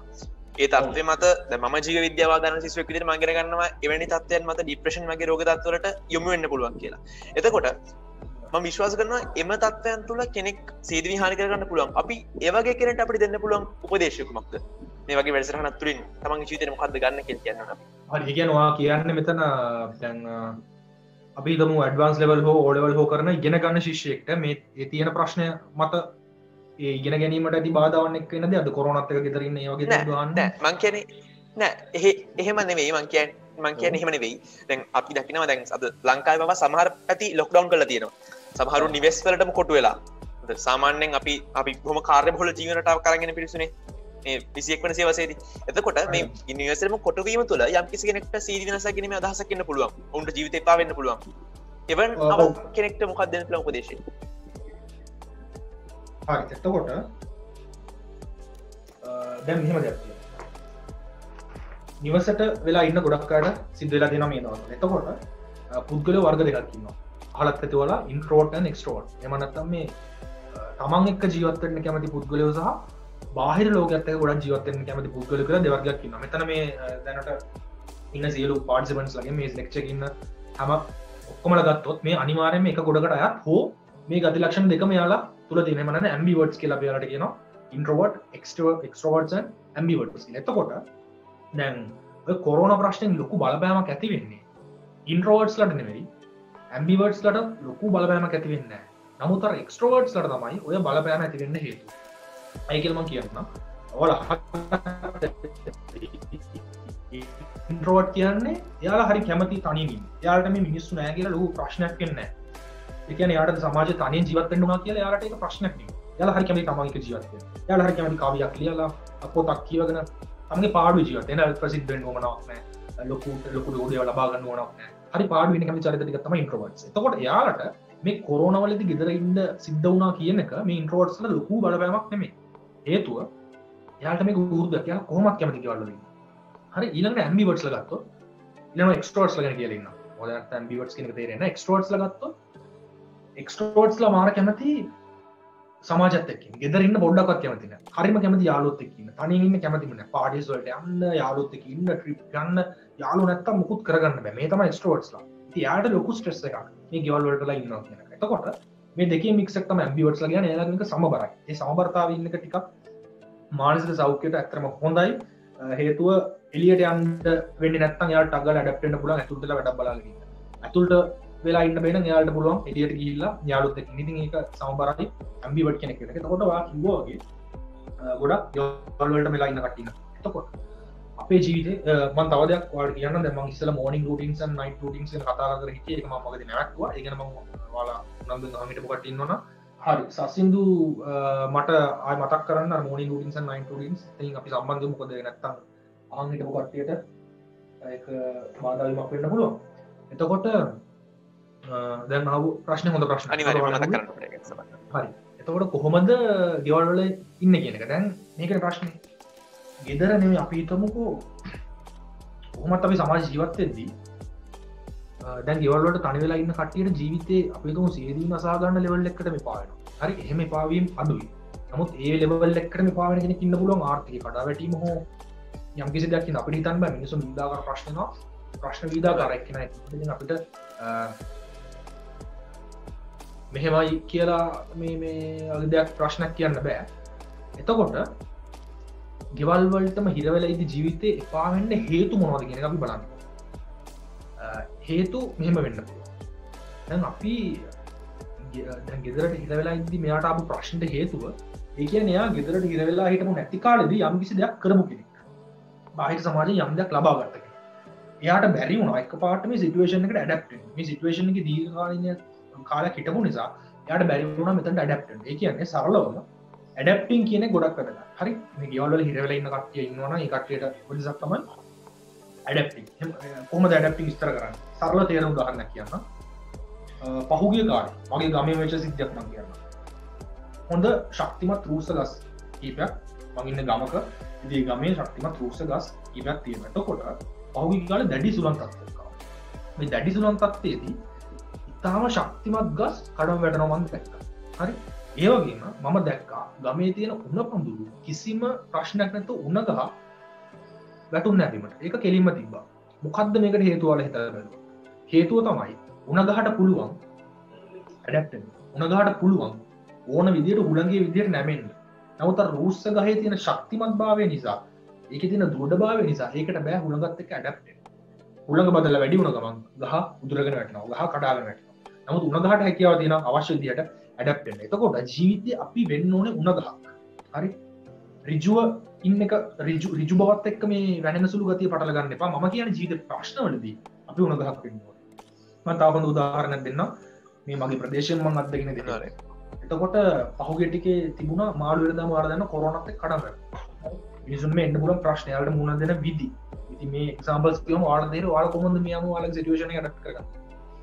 සිටුේෂන් එකට ඇඩැප්ට් වෙන්න කියලා. එතකොට මාළු වෙනදාමට විශාල පහරක් එල්ල වුණා කොරෝනාත් එක්ක. මොකද කොරෝනාත් එක්ක මාළු විකුණන එක සම්පූර්ණයෙන් කඩ වැටුණා. එතකොට මම දැක්කා මේ ප්‍රදේශයේ හොඳටම මාළු විකුණන දැන් තියෙනවා. හරි? එතකොට මේ මාළු විකුණන එක ස්ථානයක් මම මේ කොරෝනා සිද්ධියෙන් මේ මාළු විකුණන්න එපා කිව්වට පස්සේ මේ මාළු ප්‍රශ්නයට පස්සේ මාළු ගන්න මිනිස්සු පෙළඹෙන එක අඩු වුණා. ඊට පස්සේ මම දැක්කා පහවදා බලනකොට අර මාළු කඩේ මාළු බෝඩ් එකක් තියෙන එක මාළු වෙනුවෙන්ම වෙන් කරපු කඩයක්. හරි? එතකොට මේ ෂොප් එකේ මේ කඩේ එයාලා විකුණනවා චිකන් බෝඩ් එකක් දාලා චිකන් ගැන මම කුකුල් මස් ගැන බෝඩ් එකක් දාලා එයාලා කුකුල් මස් විකුණන්න පටන් ගන්නවා. හරි? එතකොට ඔයාලා බලන්න දැන් අර මනුෂ්‍යයා අයියෝ මට දැන් මාළු විකුණන්න හම්බෙන්නේ නැහැ. එතකොට මොකද මම කරන්නේ මගේ ආර්ථික කඩවැටේ මං ජීවිතේ ඉවරයි මම මේ ආසාවෙන් කරේ මාළු විකුණන එක මම ආස දේ මට කරන්න නැහැ. මොකද වෙන්නේ දැන් කියලා අර ශක්තිමත් ගහ වගේ ප්‍රශ්නෙත් එක්ක ගැටෙන්න ගියා නම් අනිවාර්යෙන් කඩාවල. නමුත් එයා හැම උන්නේ එයා උණ ගහකුණ එයා ටක් ගාලා මාළු නැද්ද හරි කුකුල් මස් ටක් ගාලා පහවදා මාරුණා මාර්ගයට ඇඩැප්ට් වුණා. ඒ වගේම මම සිටුේෂන් එකක් දැක්කා. හොඳ ලොකු ගෘහ නිර්මාණ ගෘහ බඩු ෆර්නිචර්ස් හරි තියෙන කෙනෙක්. ඉතින් මේ කෙනා මේ ගෘහ බාණ්ඩ විකුණපු කෙනා මෙයාට මෙතනින් යන්න කියලා දුන්නා. රෙන්ට් එකට හිටපු දැන් යන්න කියලා දුන්නා. ඉතින් මම හිතුවා මේ මිනිස්සුගේ මේ බිස්නස් එක සම්පූර්ණයෙන් කඩාවැටේ කියලා. නමුත් එහෙම සිද්ධ වුණේ නැහැ. පහෝදේ මිනිස්සයා කොච්චර හොඳ තැනක විකුණන හිටියත් එයා මේ කොරෝනා කාලෙත් එක්ක ටක්කල ඇඩැප්ට් වෙලා පාරායිනේ එළවලු ලොරියක් කරනවා මම දැක්කා. කසාය බලු ඒ දේවල් විකුණනවා මම දැක්කා. ඉතින් මාර්ගෙට මිනිස්සු ඇඩැප්ට් වෙනවා.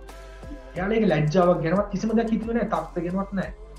මොකද වෙන කිසිම කෙනෙක් අපිට උදව් කරන්නේ නැහැනේ. හරි? අපිමයි අපි ගැන බලන්නේ. අපි ගැන බලන්න වෙන කිසිම කෙනෙක් නැහැ. අත්තහි අත්තනෝ නාතෝ කියලා පාඩයක්ත් තියෙනවා. මම බෞද්ධ නිසා කියන්නම් මම මේ හැම ආගමකටම කරු කරන හැම ආගමකම ගන්න තියෙන දේවල් මම මේ ලෙක්චර්ස් වලට ගන්නවා. ඉතින් මම අහලා දෙන දෙයක් තමයි අත්තහි අත්තනෝ නාතෝ ඔහිනාතෝ වරෝසියෝ කියන එක. මම නැත්තම් තමා හිසට තම අත්තමය සෙවණැල්ල. තමන්ගේ හිසට තමන්ගේ අතම තමයි අවුව වෙලාවගේ සෙවණැල්ල වෙන්නේ. වෙන කෙනෙක් කවදාවත් ඔයා ගොළුවට අල්ලන්නේ නැහැ. ඔයා මොන ලෝකේ තනි වුණත් ඔයාගේ අත ඔයත් එක්ක ඉන්නවා. ඔයා ගොළුවට උඩින් සෙවණැල්ලක් සලසන. ඉතින් එතනදී ඔයාලට මට කියන්න තියෙන ප්‍රධානම දේ තමයි ඔය ගෙවල් වලදී සිටුේෂන් එකට ඇඩැප්ට් වෙන්න බැරුව ලොකු ප්‍රශ්න එනවා නම් උණ ගහේ කතාව මතක තියාගන්න. හරි? හැම වෙලේම චාල්ස් ඩාවින් කියලා දෙන පරිණාමවාදයේදී ලෝකේ වැඩිම කාලයක් සර්වයිව් වෙන්නේ වැඩිම කාලයක් ජීවත් වෙන්නේ ජීවීන් වර්ගයා මොකද්ද කියලා කිව්වොත් මොන ජීවීන් වර්ගයද කියලා කිව්වොත් ශක්තිවත්ම ජීවීන් වර්ගය නෙමෙයි. චාල්ස් ඩාවින් කියනවා ඔයාලා අහලත් ඇති. ශක්තිමත්ම ජීවින් වර්ගේ නෙමෙයි ලෝකයේ විශාල කාලයක් ජීවත් වෙන්නේ. හරි? ලෝකයේ විශාල කාලයක් ජීවත් වෙන්නේ සිටුේෂන් එකට ඇඩප්ට් වෙන්න. එහෙම නැත්නම් අනුවර්තනය වෙන්න පුළුවන් ජීවීන්. ඒ කියන්නේ ඔයාලා දන්න කැරපොත්තා කියන්නේ තාම න්‍යෂ්ටික යුද්ධ වලින් පවා බේරිච්ච සත්වෙක්. හේතුව මොකක්ද? ඔයාලා දන්නවා ඩයිනසෝර්ලා හිටියා. ඩයිනසෝර්ස්ලා වඳ වුණ උල්කාපාතකින්. ඒ කාලෙදිත් කැරපොත්තෝ හිටියා. කැරපොත්තෝ වඳ වුණේ නැහැ. මොකද කැරපොත්තෝ අදටත් ජීවත් වෙනවා. ඒකට හේතුව එයාලගේ ඇඩප්ට් වෙන්න පුළුවන් සිටුේෂන් එකට ඇඩප්ට් වෙන්න පුළුවන් වී. සිටුේෂන් එකට කැරපොත්තන හැඩගැහෙන්න පුළුවන්. මේක නිසා අදටත් එයාලා ජීවත් වෙනවා. ඉතින් චාල්ස් ඩාවින් කිව්වේ ඒකයි. ඔයාලා කොයිතරම් ශක්තිමත් වුණා, කොයිතරම් බුද්ධිමත් වුණා, කොයිතරම් වැඩක් වුණා, ඔයාට දීර්ඝ කාලයක් ජීවත් වෙන්න අවශ්‍ය නම්, දීර්ඝ කාලයක් මේ ශාස්ත්‍රයේ රැඳී ඉන්න අවශ්‍ය නම්, ඔයාගේ ශාස්ත්‍රයේ රැඳී ඉන්න ඕන නම් පාඩම් කිරීමක් වෙන්න පුළුවන්. පාඩම් කරන කෙනෙක් වෙන්න ඕන මොන දෙයක් වුණත් ඔයාගේ තියෙන්න ඕන මෙන්න මේ ඥානශීලී බව. ඔයා කොච්චර ශක්තිමත් වුණත් මං කියවගේ කොච්චර වැඩක් වුණත් ඔයාට අවශ්‍යලා නැවෙන්න බැයි නම් චාල්ස් ඩාවින් කිව්වා වගේ වඳ වෙලා යනවා. ඔයාට මේ ප්‍රශ්න හමුවේ සියලු නසා ගන්න හෝ ජීවිතේ කෙලවර කර ගන්න හෝ තාම පහත් මට්ටමකට වැටෙන්න හිතෙන්න ඉඩ තියෙනවා. එතකොට ඔයාලා ඉතින් ගන්න අවශ්‍ය පාඩම තමයි ඇඩප්ට් වෙන්න. ලෝකයේ දීර්ඝ කාලයක් ජීවත් වෙන්නේ වෙනස් වෙන්න හැකියාව තියෙන අය. මයින්ඩ්සෙට් එක චේන්ජ් කරන්න. එතකොට ගෙවල් වලම හිර වෙලා ඉන්න කට්ටියට කරන්න පුළුවන් දේවල් අපිට ජීවිතේ එපා වෙන්න හේතු මං කියන්නම්. අලුත් දේවල් නැතිකොට අපිට ජීවිතේ එපා වෙනවා. හරි? ජීවිතේ කියන්නේ අපි හැම වෙලේම අලුත් දෙයක් හොයනවා. ඒ අපේ මනසේ හැටි. මන්කි මයින්ඩ් කියලා මේ මනස කියන වඳුරගේ ඔළුව. වඳුර බලන්න හැම වෙලේම අර කදිනවා මේ කදිනවා කියන හැමදේම අපි හැම වෙලේම කැමති අලුත් දේවල් හොයන්න. හරිද? එතකොට ඔයාලා මනසේ මේ ට්‍රික් එක පාවිච්චි කරලා මේ හැක් එක පාවිච්චි කරලා මයින්ඩ් එක හැක් කරන්න හැම වෙලේම මේ කම්පියුටර් එක හැක් කරලා ඔයාලට අවශ්‍ය විදිහට ඒක පාවිච්චි කරගන්න. හොඳද? එතකොට ඔයාලට හිතෙන්න පුළුවන් මම කිව්වා වගේ මනුෂ්‍ය ඔයාලට මේ කම්මැලි හිතෙන්න ජීවිත නැති කරගන්න මේ වගේ ડિප්‍රෙෂන් හේතුව අලුත් දෙයක් කරන්න නැතිකම. මොකද අපි හරි ආසයි අලුත් දේවල් වලට මම කිව්වා වගේ. ඔයාලට පුළුවන් ඔයාලා කැමති විදිහකින් අලුත් දෙයක් කරන්න. සමහරට මේ වගේ වෙලාවක එක ගොඩක් කට්ටිය ටීවී සීරීස් බලනවා. මම පෞද්ගලිකව බලන්නේ නැහැ. මොකද ඒ කාලේ මම යොමු කරලා තියෙන්නේ මගේ දැනුම ලබා ගැනීම සඳහා. නමුත් ඒ බලන කට්ටිය ඉන්නවා. හරි? ඔයාලට පුළුවන් ටීවී සීරීස් ඕ යම් කිසි දෙයක් බලලා තමුන්ගේ කම්මැලිකම නැති කරන්න. ඒ වගේ ඒ ලෙවල් එකේ ඉන්න කට්ටියට ඒ දේවල් කරන්න පුළුවන්. එහෙම නැත්නම් ඔයාලා කැමති ඔයාලට පුළුවන් මේ කොරෝනා පීරියඩ් එකේ කොරෝනා වලින් පස්සේ ජීවත් වෙන්න මේ කොරෝනා පීරියඩ් එක ඔයාලට පාවිච්චි කරන්න පුළුවන් ලොකු ගබඩාවක් විදියට.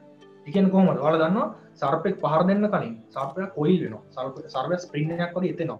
ඊට පස්සේ තමයි පැනලා පහර දෙන්නේ. එතකොට ඔයාලට මේ පහර දෙන්න කලින් ඔයාලා කොරෝනා වලින් පස්සේ ජීවිතයට මුහුණ දෙන්න කලින් ඔයාලට මේ ටයිම් පීරියඩ් එක මේ කොරෝනා ටයිම් පීරියඩ් එක මේ කොරන්ටයින් ටයිම් පීරියඩ් එක පාවිච්චි කරන්න පුළුවන් කොයිල් වෙන්න. එහෙම නැත්නම් දැනුම රැස් කරගන්න. සර්පයා පහර දෙන්න කොයිල් වෙන එක අපිට කොහොමද ප්‍රයෝජන ගන්න? අපිට පුළුවන් දැනුම එකතු කරගන්න පොත්පත් කියවන්න. අලුත් වීඩියෝස් බලන්න. හොඳද? ඒ වගේ දේවල් කරලා අපිට පුළුවන් අපි කොයිල් කරගන්න. ඔයාගේ ඊළඟ නෙක්ස්ට් ලෙවල් එකට යන්න මේක හොඳ බ්‍රේක් එකක්. ඉතින් එතනින් දැනුම එකතු කරගන්න පුළුවන් අලුත් දේවල් අත්දැක බලන්න. කොටින් මම කම්මැලිකමට මගේ ලයිෆ් එක බෝරින් වෙච්ච වෙලාවක මම සරල දෙයක් කරේ තමයි මේ රූබික් එකක් හදන්න පුරුදු වෙච්චා. හරි? ඉතින් මේක පවා මට ඇත්තටම මාර අලුත් අත්දැකීමක්. මේ දෙයින් මට පුළුවන් වුණා මාර ඉතින් මගේ හිතේ තිබ්බ බෝරින් ගතිය නැති කරන්න. මොකද මේක ඉගෙන ගන්න ගොඩක් සමීකරණ අවශ්‍යයි. ඒ සමීකරණ පාඩම් කරගන්න ඕනේ. ඒක හිතන්න ඕනේ මොලේ මාර දෙයක් ඇක්ටිව් වෙනවා. සරල දේවල්. හරි මොන හරි කරන්න අලුත් දෙයක්. නැත්තම් ඔයාලා ජීවිතේ එපා වෙනවා. මයින්ඩ් එක හැක් කරගන්න පුරුදු වෙන්න. ඉතින් මේ දේවල් තමයි දැනට ඔයාලට කියන්න තියෙන්නේ. අනිවාර්යයෙන්ම මේ මහත්මයා මොකද මම අත්දකලා තියෙන දේ තමයි මම පාඩම් කරලා ගොඩක් වෙලාවට ඔබිනස් මගේ පිටිපස්සෙන් ගිටාරයක් තියෙනවා මම සංගීතයත් එක්ක සැහෙන කිට්ටුයි මම ජීව විද්‍යාව විෂයට හැදාරුවට මම රිලැක්ස් වෙන්න පාවිච්චි කරන්නේ සංගීතය. එතකොට ඔබේ කතාවත් එක්ක මට විශේෂ දෙයක් අහන්න හිතුනේ. ඒ තමයි දැන් මේ අද මේ වැඩසටහනේ ගොඩක් දුරට සම්බන්ධලා ඉන්නේ තරුණ පිරිස. ඒ කියන්නේ පාසල් වයසේ ඉන්න පිරිස්. එතකොට මම දරගන්න කැමති දැන් අපි දන්නවා ගොඩක් මේ පාසල් වයසේ තියෙන කියන ප්‍රශ්නයක් තමයි ගොඩක් අය ආදරයට මුහුණ දීලා ඒ ආදරයෙන් පෙරදිලා අවසාන වශයෙන් නෝන් ගන්න පියවර තමයි සීඩ් නසා ගැනීම. සමහරවිට තමන්ගේ අම්මගේ තාත්තගේවත් කීමන නසා වුන් සීඩ් නසා ගන්න තත්ත්වයකටපත් වෙනවා. හරිම කේදනීය තත්ත්වයක්. මොකද රටේ තරුණ පරම්පරාව නැත්නම් අපි රටේ හෙට අනාගතය බාරගන්න ඉන්න පිරිසිදට අපි සීඩ් නසා ගන්නවා නම් හෙට රටේ අනාගතයක් කියන එක ඉතිරි වෙන්නේ නැහැ. මම හිතනවා ඒ සම්බන්ධ වචනයක් එකතු කළොත් ඒක සැහෙන බදගත් වේවි මේ අහන් ඉන්න පිරිසට මේ සම්බන්ධ දැනගැනීම. එතකොට දැන් ආදර සම්බන්ධ ගැන කතා කරන්නේ. ඉතින් දැන් ඔතන ගත්තාම රිලේෂන්ෂිප්ස් ගත්තාම ආදරේ කොටස් දෙකක් තියෙනවා. හොඳද? ආදරය වෙනයි සම්බන්ධතාව වෙනයි. එතකොට ආදරය කියන්නේ මොකක්ද? ආදරය කියන්නේ මේකනේ අත්‍තරම ආදරයේදී සිද්ධ වෙන්නේ. මං කිව්වා ඔයාලගේ මනස හැම වෙලේම හැදලා තියෙන බාහිර උත්තේජනයන්ට ප්‍රතිචාර දක්වන්න. එතකොට ආදරය කියන්නේ මෙන්න මේක මම ඉගෙන ගත්ත දෙයක්. මේක මම දැනට මගේ මනසේ තියන් ඉන්න මේ ආදරය හඳුන්වන්න පුළුවන් හොඳම මොඩල් එක. මේක මම ඔයාලට ෂෙයා කරගන්නවා. එතකොට දැන් ආදරය කියන්නේ මේ ලෝකෙ බිලියන ගාණක් මිනිස්සු ඉන්නවා. හරි? ඔයාගේ ඇතුලේ ආදරය කියලා දෙයක් තියෙනවා. ඔයාගේ බිලියන ගාණ එක්කෙනෙක්ට මේ ආදරය දෙන්න සූදානම්. එතකොට එක පුද්ගලෙක්ට පුළුවන් ඔයාගේ මේ ඇතුලේ තියෙන ආදරය කියන හැඟීම මේ ෆීලිං එක අවසන්න පුළුවන් එක පුද්ගලෙක් ඉන්නවා. අන්න ඒ පුද්ගලයා ඔයාලා ගාවට ආවට පස්සේ ඔයාගේම ඇතුලේ තියෙන ආදරය කියන හැඟීම ඇවිස්සෙන.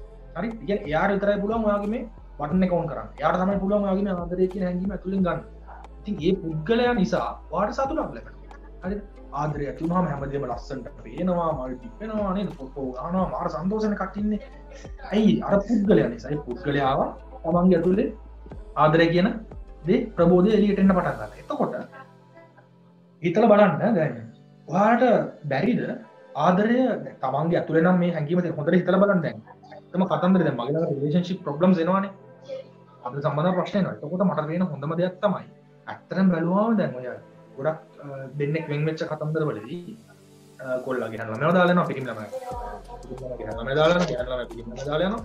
මේ ප්‍රශ්න වලදී මම දකින දෙයක් තමයි ඇත්තටම සමහර තැන්වලදී ගැහණු ළමයි හිතන් ඉන්නවා පිරිමි ළමයා මාර විදිහට මට ආදරේ. කියන්නේ එයාලා හරි අකමැති විශ්වාස කරන්න නෑ එයා ගියේ මගේ වැරද්දක් නිසා. කියන්නේ එයා ගියේ මගේ මොකක් කරවුලක් නිසා එයා ගියේ මේ අන්තිම මොහොත වෙනකන් කිව්වා. මට ආදරේ පුළුවන් නම් ආයෙත් එනවා අන්න ඒ කතන්දර කිව්වා කියලා කිව්වා. ඒතකොට පිරිමි ළමයි මගේ දේවල් කිව්වා. මම මේ ප්‍රශ්න වල විතරලා තියෙන අත්දැකීම් එක සහ ඒ ප්‍රශ්න වලට එකක් කියත් එයාගේ මයින්ඩ්සෙට් එක පස්සේ වෙනස් කරගත්තා පස්සේ එයාට තේරෙනවා ඇත්තටම ඉතින් ආදරේ තිබිලා තියෙන මං ගාව විතරයි. මේ මනුස්සයා බොරුවට දේවල් කියලා තියෙනවා. ඒ වචන වලට මගේ ඇතුලේ අමුසි ෆීලිං එකක් ආව ආදරේ කියලා ඒකට තමයි මම රැවටෙන කියලා එයාලා තේරෙනවා. ඉතින් එයාලා මේ පිළිමෙන් මොනදේ කිව්වත් ඇත්තටම ආදරේ ඇතුලේ තමන් ඔයාලා හොඳට හිතලා බලන්න. ඇත්තටම ආදරේ කියන ප්‍රතිචාරය. ඔයාගේ ගැහණු ළමෙක් නම් ඔයාගේ ජීවිතේට දක්වන ප්‍රතිචාරයක් තමයි ආදරේ කියන්නේ. මේ පිරිමි ළමයා කරන දේවල් ඒ දේවල් වලට ඔයා කැමති නම් ඒ දේවල් ඔයා ආසම දේවල් නම් ඔයාට ආදරයක් ඇති වෙනවා. එතකොට යම් කිසි පිරිමි ළමෙක් ඔයාට පේන්න බැරි නම් ඒ පේන්න බැරි කෙනා කරන්න ඔයා අකමැති. එතකොට යාට අප්‍රිය අකමැති බව. ඒක පිරිමි කෙනා දෙකක් එකයි. ඔබ හිතලා බලන්න. ආදරය කියන්නේ මාර සම්පූර්ණ කියන ඒක අරවුස් කරන්න එහෙම නැත්නම් බක්මක පොන් කරන්න. විරුද්ධ නිසි අවශ්‍යමද? ගහලාමෙත් කියන්නේ අවශ්‍යමද? නින්නමෙත් ගහලාමෙත් අවශ්‍යමද? ඇත්තම කතන්දරේ අවශ්‍ය නැහැ. මම සම්මතවලට එන්න බලන්න. මම කිව්වා ආදරය කියන්නේ කෙනෙක්ට දෙන ප්‍රතිචාරය. ඔයාට සතුටගේ පරම විභාගතාවය, පරම ශක්තිය හැලෙන්න පුත්‍රාන්දික දුන්නා. හරි එහෙනම් අපි චිත්‍රාන්දිම අපි මේ චිත්‍ර ප්‍රදර්ශනයකට දාමු. වා චිත්‍රාන්දිම නාසද මම චිත්‍රාන්දිම පොතක් ගෙනත් දෙන්න. චිත්‍ර හැකියාව දිනු කරලා දෙන්න කියන්නේ. එයාට සිංහු කියන්න පුළුවන්. හරි. එහෙනම් හැකියාව දිනු කරන්න. ඒගොල්ලෝ අපිට මේ හැකියාව පාවිච්චි කරන්න අපි කොහොමද මේක ප්ලෑන් කරන්නේ? හරි. ගැහුවොත් තමයි පිළිනවා. පිළිනවා. වායම කරන්න, කාය වර්ධනය කරන්න කැමති කෙනෙක්. හරි. ඔයා ජිම් එකට යනවා, ඔයා මේ දේවල් කරන්න. ඔයාගේ සතුට වෙන මේ දේවල් කරන්න. තව අයටත් එකකින් උදව් කරන්න. හරි. ඔයා අධ්‍යාපනය ලබන්න කැමති යම් කිසි පැත්තකින්. හරි. මගෙන් දෙන්න ඕන සහයෝගය නැහැ. ආදරය කියන්නේ ඒ තරම් ගැඹුරු දෙයක්. අනිත් කෙනා පෝෂණය කිරීමයි ආදරය. ඒක බලෙන් රඳවා ගැනීමක් නෙවෙයි. අනිත් කෙනා ගියා කියලා සීදී නසා ගන්නවා. ඔයාගේ මයින්ඩ්සෙට් එකේ ලොකු ප්‍රශ්නයක්. ඉතින් මයින්ඩ්සෙට් එක වෙනස් කරගන්න. ඒ වගේම මම ඔයාලට කිව්වා වගේ තේරුම් ගන්න බලන්න. ගොඩක් මම පොඩි උපදේශයක් දෙන්නම් හැමෝටම වැදගත් වෙන නිසා. දැන් මගේ තියෙන අත්දැකීම් වලින් මම සරලව කියන්නම්. ගොඩක් තැන්වලදී පිරිමි ළමයි ගැහණු ළමයි ගත්තාම රිලේෂන්ෂිප් වල අවසාන කාලේ, ඒ කියන්නේ බ්‍රේක් අප් වෙන්න ඔන්න මෙන්න, සම්බන්ධතාවය බිඳ වැටෙන්න ඔන්න මෙන්න කාලවලදී ගොඩක් අය බොරු දේවල් කියනවා. පිරිමි ළමයි මම දැකලා තියෙනවා කියනවා මං ඔයාලට ආදරෙයි, නමුත් මගේ අම්මලා කැමති නැහැ. කියන්නේ මගේ ගෙදරින් ඉන්න ප්‍රශ්න. මට පුළුවන් නම් ඔයාව යාළු කරගන්න. අන්න ඒ වගේ දේවල්. ඒකට ගැහණු ළමයි මේ වගේ දේවල් පාවිච්චි කරනවා. ඉතින් පිරිමි ළමයි මේ වගේ දෙයක් කිව්වම ගැහණු ළමයාට තේරෙන්නේ නැහැ මේ කියන්නේ පිරිමි ළමයිගේ තියෙන අකමැත්ත කියන එක ගැහණු ළමයට තේරෙන්නේ. හරි? ගැහණු ළමයා ඇත්තටම මේක බාර ගන්නවා. මොකද එයා ලොකු දුකකින් ඉන්නේ. එයා කැමති නැහැ දාලා යනකොට.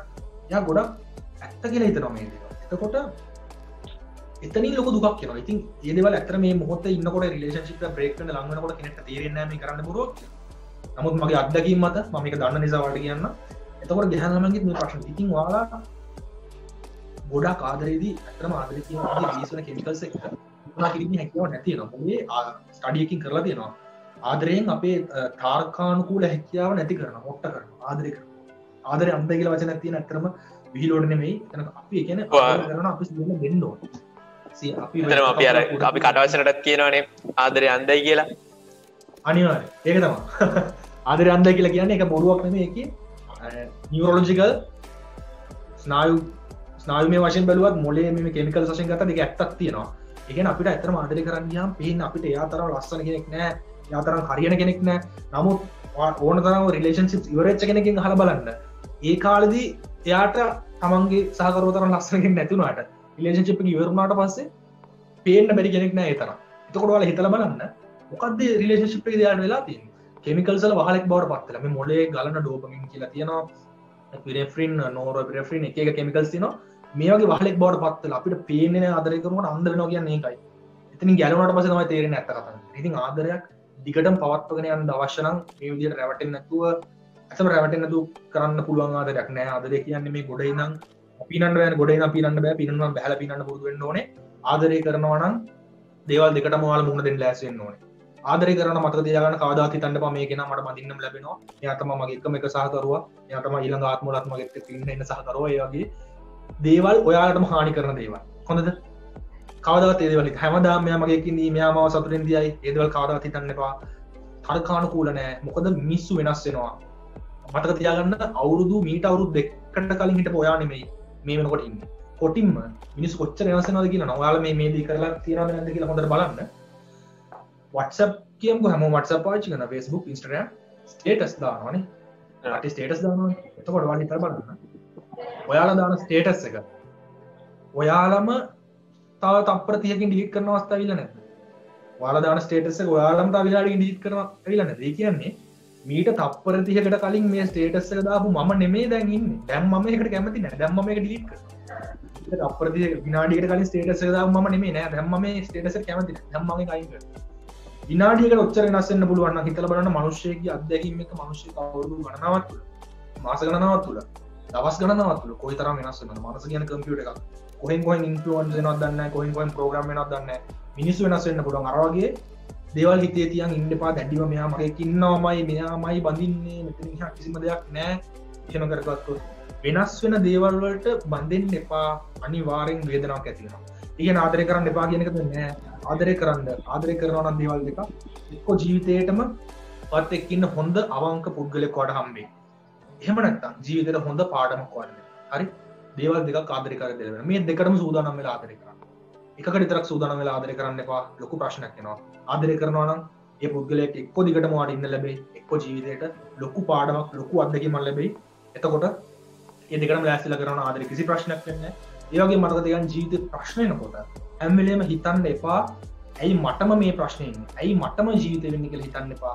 හිතන්න ප්‍රශ්න ජීවිතේ ඉන්නේ මට නෙමෙයි මං වෙනුවෙන් කියලා හිතන්න හැම වෙලේම ඒක හිතන්න ජීවිතේ ප්‍රශ්නේ ඉන්නේ මට නෙමෙයි මං වෙනුවෙන් හරි ඇයි මටම මේක වෙන්නේ නැහැ ඇයි මේ දේ වෙන්නේ මොකද්ද මට මේකෙන් ගන්න දෙන පාඩම මොකද්ද මෙතන මට ඉගෙන ගන්න තියෙන්නේ ඇයි මේ කොල්ලා මාව දාලා ගියේ ඇයි මේ ගහන ළමයා මාව දාලා ගියේ මොකද්ද මෙතන ඉගෙන ගන්න තියෙන්නේ මේකෙන් මගේ ඉදිරි ජීවිතය සාර්ථක වෙනවා ප්‍රශ්නත් එක්ක ගැටෙන්න එපා හරි ප්‍රශ්නත් එක්ක ගැටෙන්න නැතුව ප්‍රශ්නත් එක්ක ප්‍රශ්නත් එක්ක එකට යන්න ප්‍රශ්නත් එක්ක එකතු වෙන්න මේ ගැටීම නිසායි අපිට ජීවත් වෙන්න එපා වෙන අපිට ප්‍රශ්න තියෙන්නේ මේ විශ්වය දෙන දේවල් වලින් මේ සබාධාමෙන් ගන්න දේවල් වලින් එකතු වෙලා යන්න එතකොට ප්‍රශ්න යනවා ගොඩක් අඩු ඔව් අම්මගේ අවසාන ප්‍රශ්නේ වැඩසටහන නිමා කරන්න කලින් මේ ඇත්තටම මේක සීද්ධ වෙනසා ගැනීම සහ මේ කාලීන මාතෘකාවක් මට හිතුණා මේ ඔබෙන් අහන්න මොකද ඔබ මානසික විද්‍යා උපදේශකයෙක් හින්දා අපි දන්නවා දැන් මේ ඊයේ පෙරේදා තිබාගේ ප්‍රතිඵල නිකුත් වුණා ඒ නිකුත් වීම තුළ අපි දකිනවා සමහර ඒ පහවසර ළමෙක්ට අපි දන්නවා සීද්ධ වෙනසා ගැනීම තරම් මානසිකත්වයක් නැහැ නමුත් අපි දන්නවා සමහර අපි දැක්ක පසුගිය වසරවලදී සමහර දෙමාපියන් මේ ළමයින් අධික පීඩනයට ලක් කළා සමහර විට ඔවුන් සීද්ධ වෙනසා ගැනීම තත්ත්වයට පත් වෙනවා සහ සමහර දෙමාපියන් මරණයට පත් කරනවා සීද්ධ වෙනසා ගැනීම ඉඩක් නොතිබාම ඔවුන්ට මොකක්ද දෙන්නේ මොකද මට දැනගන්න ලැබුණා මේ වැඩසටහන තුළ දෙමාපියන් කිහිප දෙනෙක් රැඳී සිටිනවා කියලා මම හිතුවා ඔවුන්ටත් අදගත් අපි ළමයි ගැන කතා කළා වැඩි හිටියෙන් කතා කළා සහ මට හිතුණා දෙමාපියන්ට තින්නේ එකේ දෙමාපියන්ටත් දෙයක් මේ වැඩසටහනෙන් ගන්න පුළුවන් නම් ඒක සැහැනවා ටීවී කියලා. ඒ නිසා මම දැනගන්න කැමතියි ඒ සම්බන්ධව මොකක්ද ඔබට කියන්න තියෙන්නේ? හරි මෙහෙමයි. එතකොට උතන ප්‍රශ්න වෙලා තියෙන්නේ ඇත්තටම දෙමාපියන්ගේ පැත්තෙන් ගත්තාම දැන් ඉතාම තරංකාරී සමාජයක්. හරි. එතකොට අවිද්‍යාව ඉගෙන ගත්තේ නැත්නම් පොඩි වයස නම්බර තල්ලු කරනවා හොද තාම තරංකාරී ස්කෝඩ්වල ඒලවල් තරංකාරී කැම්පස් එක්කට කොච්චර තරං කරත් ගන්න පොඩි ප්‍රමාණයක්. ඒ කියන්නේ මේ පුටු 100ක් තියෙන කාමරයකට යන්න ලක්ෂයක් විතර නගලන එකන්න මේ ඒලවල් කියන්නේ. කොච්චර දැඟරුවත් 100 දෙනයි කාමරයට ගිහින් ඉඳ ගන්න පුළුවන්. ඉතුරු ඉතා විශාල පිරිසකටම මේ 90000 ගානකටම සිද්ධ වෙන්නේ කිසිම දෙයක් කරගන්න නැතුව. එතකොට කරන්න නැතුව මේ රැල්ලට ගියාම වෙන්නේ ඒකයි. මේ කැම්පස් කියන එකේ පවා වෙන්නේ ඒකයි. ශිෂ්‍යන්විත පවා වෙන්නේ මේ දේ තමයි. එතකොට දැන් උතන මට දෙන්න තියෙන දේ තමයි කියන්න තියෙන දේ තමයි පොඩි ළමයි මෙහෙම දෙයක් තියෙනවා. දැන් මනෝ විද්‍යාව ආධාරණ කෙනෙක් විදිහට අත්දැකීමෙන් මම දන්න දෙයක් තමයි නිශ්චිතව. ඔයාලා පොඩි කාලේ ඔයාලගේ ළමයා ගොඩාක් ප්‍රෙෂර් කරනවා. ගොඩාක් පන්ති වලට යවුවා. ලොකු වෙනකොට ඒ ළමයාගේ ලොකු වෙනකොට එයාට ඉගෙන ගන්න තියෙන උනන්දු නැති වෙනවා. අර ඉස්කෝලේ මත් බලන්න පොඩි කාලේ ලොකු දක්ෂතා දක්වපුවා නෙමෙයි ඇඩ්වාන්ස් ලෙවල් වලදී ඒ ලෙවල් වලදී ලොකු දක්ෂතා දක්වලා කැම්පස් යන්නේ. පොඩි කාලේ 1 2 3 4 5 සහ 6 7 වගේ වසර වලට යනකම් පන්ති පළවෙනියෝ වගේ ඉන්න ඉතාම හොඳින් ඉන්න ළමයින්ට ලොකු විදිහේ පාරට. මොකද ඒ අම්මලා තාත්තලා දෙන ප්‍රෙෂර් එක නිසා. මට කියන්න අපි මේ කරන්න ඕනේ ළමයි තරගයට දක්වන එක නෙමෙයි. ළමයා කියන්නේ මනුෂ්‍ය ජීවියෙක්. හරි? ඔයා වගේම ජීවත් වෙන්න ආස අලුත් දෙයක් කරන්න ආස ජීවියෙක්. එතකොට ඔයාට ළමයා වෙනුවෙන් කරන්න පුළුවන් හොඳම දේ තමයි ළමයා පෝෂණය කරන එක. ළමයා පෝෂණය කරන එක අධ්‍යාපනය විතරක් නෙමෙයි. පහේ ශිෂ්‍යත්වයට මේ තරම් මේ ළමයි දක්වන එකෙන් ඇත්තටම යාළගේ ලොකු මනසට බලපෑමක්. ලොකුදී මේ ළමයි මොන වගේ පැතිවලට ඇවිල්ලා කියනවත් හිතා ගන්න බෑ මේ ලැබෙන ධර්ම පීඩනය නිසා. අම්මලා ඇත්තටම කරන්න අවශ්‍ය ළමයාගේ මානසික ගතිගුණ ටික වෙනවනේ. මනුස්සයෙක් කියන්නේ කොහොමද? තරගෙට දිවන්නේ නැතුව. හරි? මනුස්සයෙක් විදිහට සමාජ වැඩ කරන්නේ කොහොමද? හොඳ ක්වොලිටිස් මොනවද? තව මනුස්සයෙක්ට සේවයක් කරන්නේ කොහොමද? මේ දේවල් පොඩි කාලෙදි කියලා දෙන්නේ. 5 වසරේදී මම කිව්වා වගේ මේක ස්ටැටිස්ටික්ස් එහෙම නැත්නම් සංඛ්‍යාන දත්ත. හරි? අනිවාර්යෙන් ඔයාලා පොඩි කාලේ ගොඩක් ප්‍රෙෂර් කරනවා නම් ඒ ළමයා ඉඳලා ඔයාලගේ වාට ඇත්තම ශිෂ්‍යත්වය නෙවෙයි මෙතන ප්‍රශ්නේ. ශිෂ්‍යත්වය කියන්නේ ළමයා හොඳ ඉස්කෝලේකට දාන්න ආපු විභාගයක්. ඇයි මේ ළමයි හැමෝම මෙතන ප්‍රෙෂර් කරන්න හදන්නේ? ඔයාලා ඉන්න හොඳ ඉස්කෝලේක නම් තවත් හොඳ ඉස්කෝලේකට යන්න අවශ්‍ය නැත්නම් ළමයා ශිෂ්‍යත්වය ප්‍රෙෂර් කරන්න එපා. කොහොමත් ළමයාට ප්‍රෙෂර් එකක් දෙන්න බෑ. ළමයාට ආස කරන්න පාඩම් ආස වෙන විදිහට වැඩ කරන්න පාඩම් එකකින්. ඒ කියන්නේ ළමයාට කියලා දෙන්න පුතේ පාඩම් කරාම මොකද වෙන්නේ? ඔයාගේ ඊනේ මොකද්ද? ළමයන් අහන්න ඔයාලට මොනවද වෙන්න ඕනේ? දොස්තර ඉංජිනේරු විතරක් නෙමෙයි ඕනම කෙනෙක්. ඕනම වෘත්තියකට කරු කරන්න. මොකද මේ හැමෝම දොස්තර ඉංජිනේරු වෘත්තිය අනුමඩු කරන්න හදනවා. එතනට හැම ළමයාව තල්ලු කරන්න හදන්න එපා. මම අර කලින් කිව්ව වැඩේ තමයි වෙන්නේ. මේ පුටු 100ක් තියෙන කාමරයකට ලක්ෂයක් විතර යවන්න හදනවා. ඔයාගේ ළමයා ඒ කාමරයට ඉතින් වාඩි වුණොත් හොඳයි. ඔයාගේ ළමයට යන්න බැරි වුණොත් ඔයාගේ ළමයා ඔයා තල්ලු කරලා තියෙන්නේ අර ශිෂ්‍යත්වයට ඒ උගන්නන ටිකට විතර ඔයාගේ ළමයට සමාජ දැනුමක් නැහැ, සෝෂල් ස්කිල්ස් නැහැ, මිනිස්සුන්ගේ ඉන්නේ කොහොමද? තනියෙන් කොහොමද බිස්නස් ව්‍යාපාරයක් පටන් ගන්න, පෞරුෂය හදාගන්නේ කොහොමද? මේ කිසිම දෙයක් ගැන ඔයාගේ දරුවාට දැනුමක් නැහැ. එයා අනිවාර්යෙන් අර 100න් හැරුණොත් අර කාමරය ඇස්සට ය아가න්න බැරුව හැරුණොත් සමාජයේ ලොකු පරිහරණයකට ලක් වෙනවා. ඉතින් ඒ දේ කරන්න එපා කවදාවත් දරුවෙක්ට. එතකොට තව කියන්න අවශ්‍ය දෙයක් තමයි මම කිව්වා වගේ පොඩි කාලේදී ප්‍රෙෂර් කරොත් අනිවාර්යෙන්ම ඔයාට ලොකු වෙනකොට ආගේ දරුවා ගිහිනට යවන්න බෑ. ඒක හොඳට ඔළුවේ ගන්න. ඒක මනෝවිද්‍යාවේ සාධනීය කාරණා. තියෙන සාධනීය කාරණා. දරුවාගේ නිර්මාණශීලීත්වය පොඩි කාලේ නම් පුළුවන් තරම් වර්ධනය කරන්න. හරි? ඔයාට හොඳ දරුවෙක් ඕන නම් ලොකු වෙනකොට ඇත්තටම ඔයාට නියම ළමයෙක් ඕන සතුටු වෙන්න. ඇත්තටම ඔය 5 වසර නෙමේ දෙමාපියන්ගේ සතුටු වෙන්න දෙන කඩේම. තව ළමයාගේ ජීවිතේ ගොඩ ලොකු කඩේමක්. තරුණ වයස කියන්නේ ඊට වඩා වැඩි. 5 වසර කියන්නේ පොඩි ළමයි. මෙයාලගේ ඔළුවේ හෝමෝන්ස් වැඩ කරන්නේ නැහැ. මෙයාට කිසිම හැඟීමක් දැනීමක් තාම නැහැ. ඔහේ වැඩ කරන ළමයි. හෝමෝන්ස් ආවට පස්සේ යාලා ඔයාලා දන්නවා තා. මාත්‍ර කුසා. හරි? මත්ද්‍රව්‍ය. ආදර ප්‍රශ්න. ලිංගික ප්‍රශ්න ඉතාම ප්‍රශ්න ගොඩකට මේ ළමයාට මුහුණ දෙන්න තියෙනවා. මේ හැම දෙයකටම ළමයා සූදානම් කරන්න ඕන පොඩි කාලේ. ඔයාලා හිතන්න එපා. 5 වසර තමයි තියෙන එකම යුද්ධය කියලා. මෙතන මේ ළමයා යුද්ධයට සූදානම් කරලා ශක්තිය අයින් කරොත් අනිවාර්යෙන් ළමයා රටන යන අභියෝග වලට මුහුණ දී ගන්න බැරි වෙනවා. මාත්‍ර කුසට අහු වෙනවා. ළමයින්ට ස්ට්‍රෙස් වැඩි වෙනවා. දැන් කාලේ වැඩි හරියක් කරන්න මොනවද මත්ද්‍රව්‍ය වලට. එක්කෝ අනවශ්‍ය ලිංග සම්බන්ධතාවලට යනවා. මම කිව්වාගේ පංචේන්ද්‍රියන්ට ළමයා අබ්බැහි වෙන්න ඉගෙන ගන්නවා. ඉතින් එහෙම ළමයෙක් අවශ්‍ය නැත්තම් හොඳ පුරවස් ඔයාලගේ ඇත්ත යුද්ධ තියෙන මෙතන මේ මම කිව්වාගේ ළමයාට අවුරුදු 20ක් 25ක් වෙද්දි හොඳ දැනකට එන එකයි ඇත්තම යුද්ධය. ඒක ළමයා ප්‍රිපෙයාර් කරන්න ඕන, සූදානම් කරන්න ඕන. කරුණා කරලා 9 වසරටවත් යනකම් ළමයා ටියුෂන් ක්ලාස් වලට දාන්න එපා. මමත් 9 වසරට යනකම් මම හිතන්නේ මම හිතන්නේ 10 වසරේ තමයි ක්ලාස් යන්න පටන් ගත්තේ. නමුත් මට ඒ ලෙවල් වලට ඒ 9ක්ම තියෙනවා. හේතුව අපේ අම්මලා එහෙම ප්‍රෙෂර් කරේ නෑ. සෙල්ලම් කරන්න දුන්නා. ඒ නිසා තමයි මගේ පෞරුෂය මම හොඳට හදාගන්නේ. ඒ නිසා තමයි අද මෙතන කතා කරන්න හරි මට ඉන්න ඕන. ළමයි හදාගන්න අවශ්‍ය නම් ප්‍රෙෂර් කරන්න එපා. ඇතුලේ තියෙන නිර්මාණශීලීත්වය එළියට ගන්න උත්සාහ කරන්න. ඒක තමයි දෙන්න තියෙන පණිවිඩය. අනිවාර්යයෙන්ම ඔබ කිව්වාගේ මේ බාහිර ක්‍රියාකාරකම් වලින් අයින් කළා එතනින් එහාට ගිහිල්ලා ධර්මයත් එක්ක ජීවත් වෙන්න නොදෙන සමාජයක් ඇතුලේ උඹ උදේ ඉඳන් ශිෂ්‍යත්වෙම ගාටපන් කියන සමාජයක් ඇතුලේ මහත්මයානි මම හිතන්නේ නැහැ මීට වඩා දෙයක් අපිට බලාපොරොත්තු වෙන්න පුළුවන් කියලා. කොහොමද මට අවසාන වශයෙන් ඔබතුමාට මතක් කරන්න මේ ඔබතුමාට මතක් කරන්න කියලා කිව්වා මේ අපි අර කතා මම කතා කරනකොට කතා කරලා හිටපු අර උදෑසන සහ රාත්‍රියේ ඇති වැදගත්කම සම්බන්ධව අපි ඒ ගැන වචනයක් එකතු කරමු. මොකද ඔබ මට මතක් කරන්න කිව්ව හින්දා. හරි. දැන් මෙතන මම හිටියේ night and morning routines ගැන.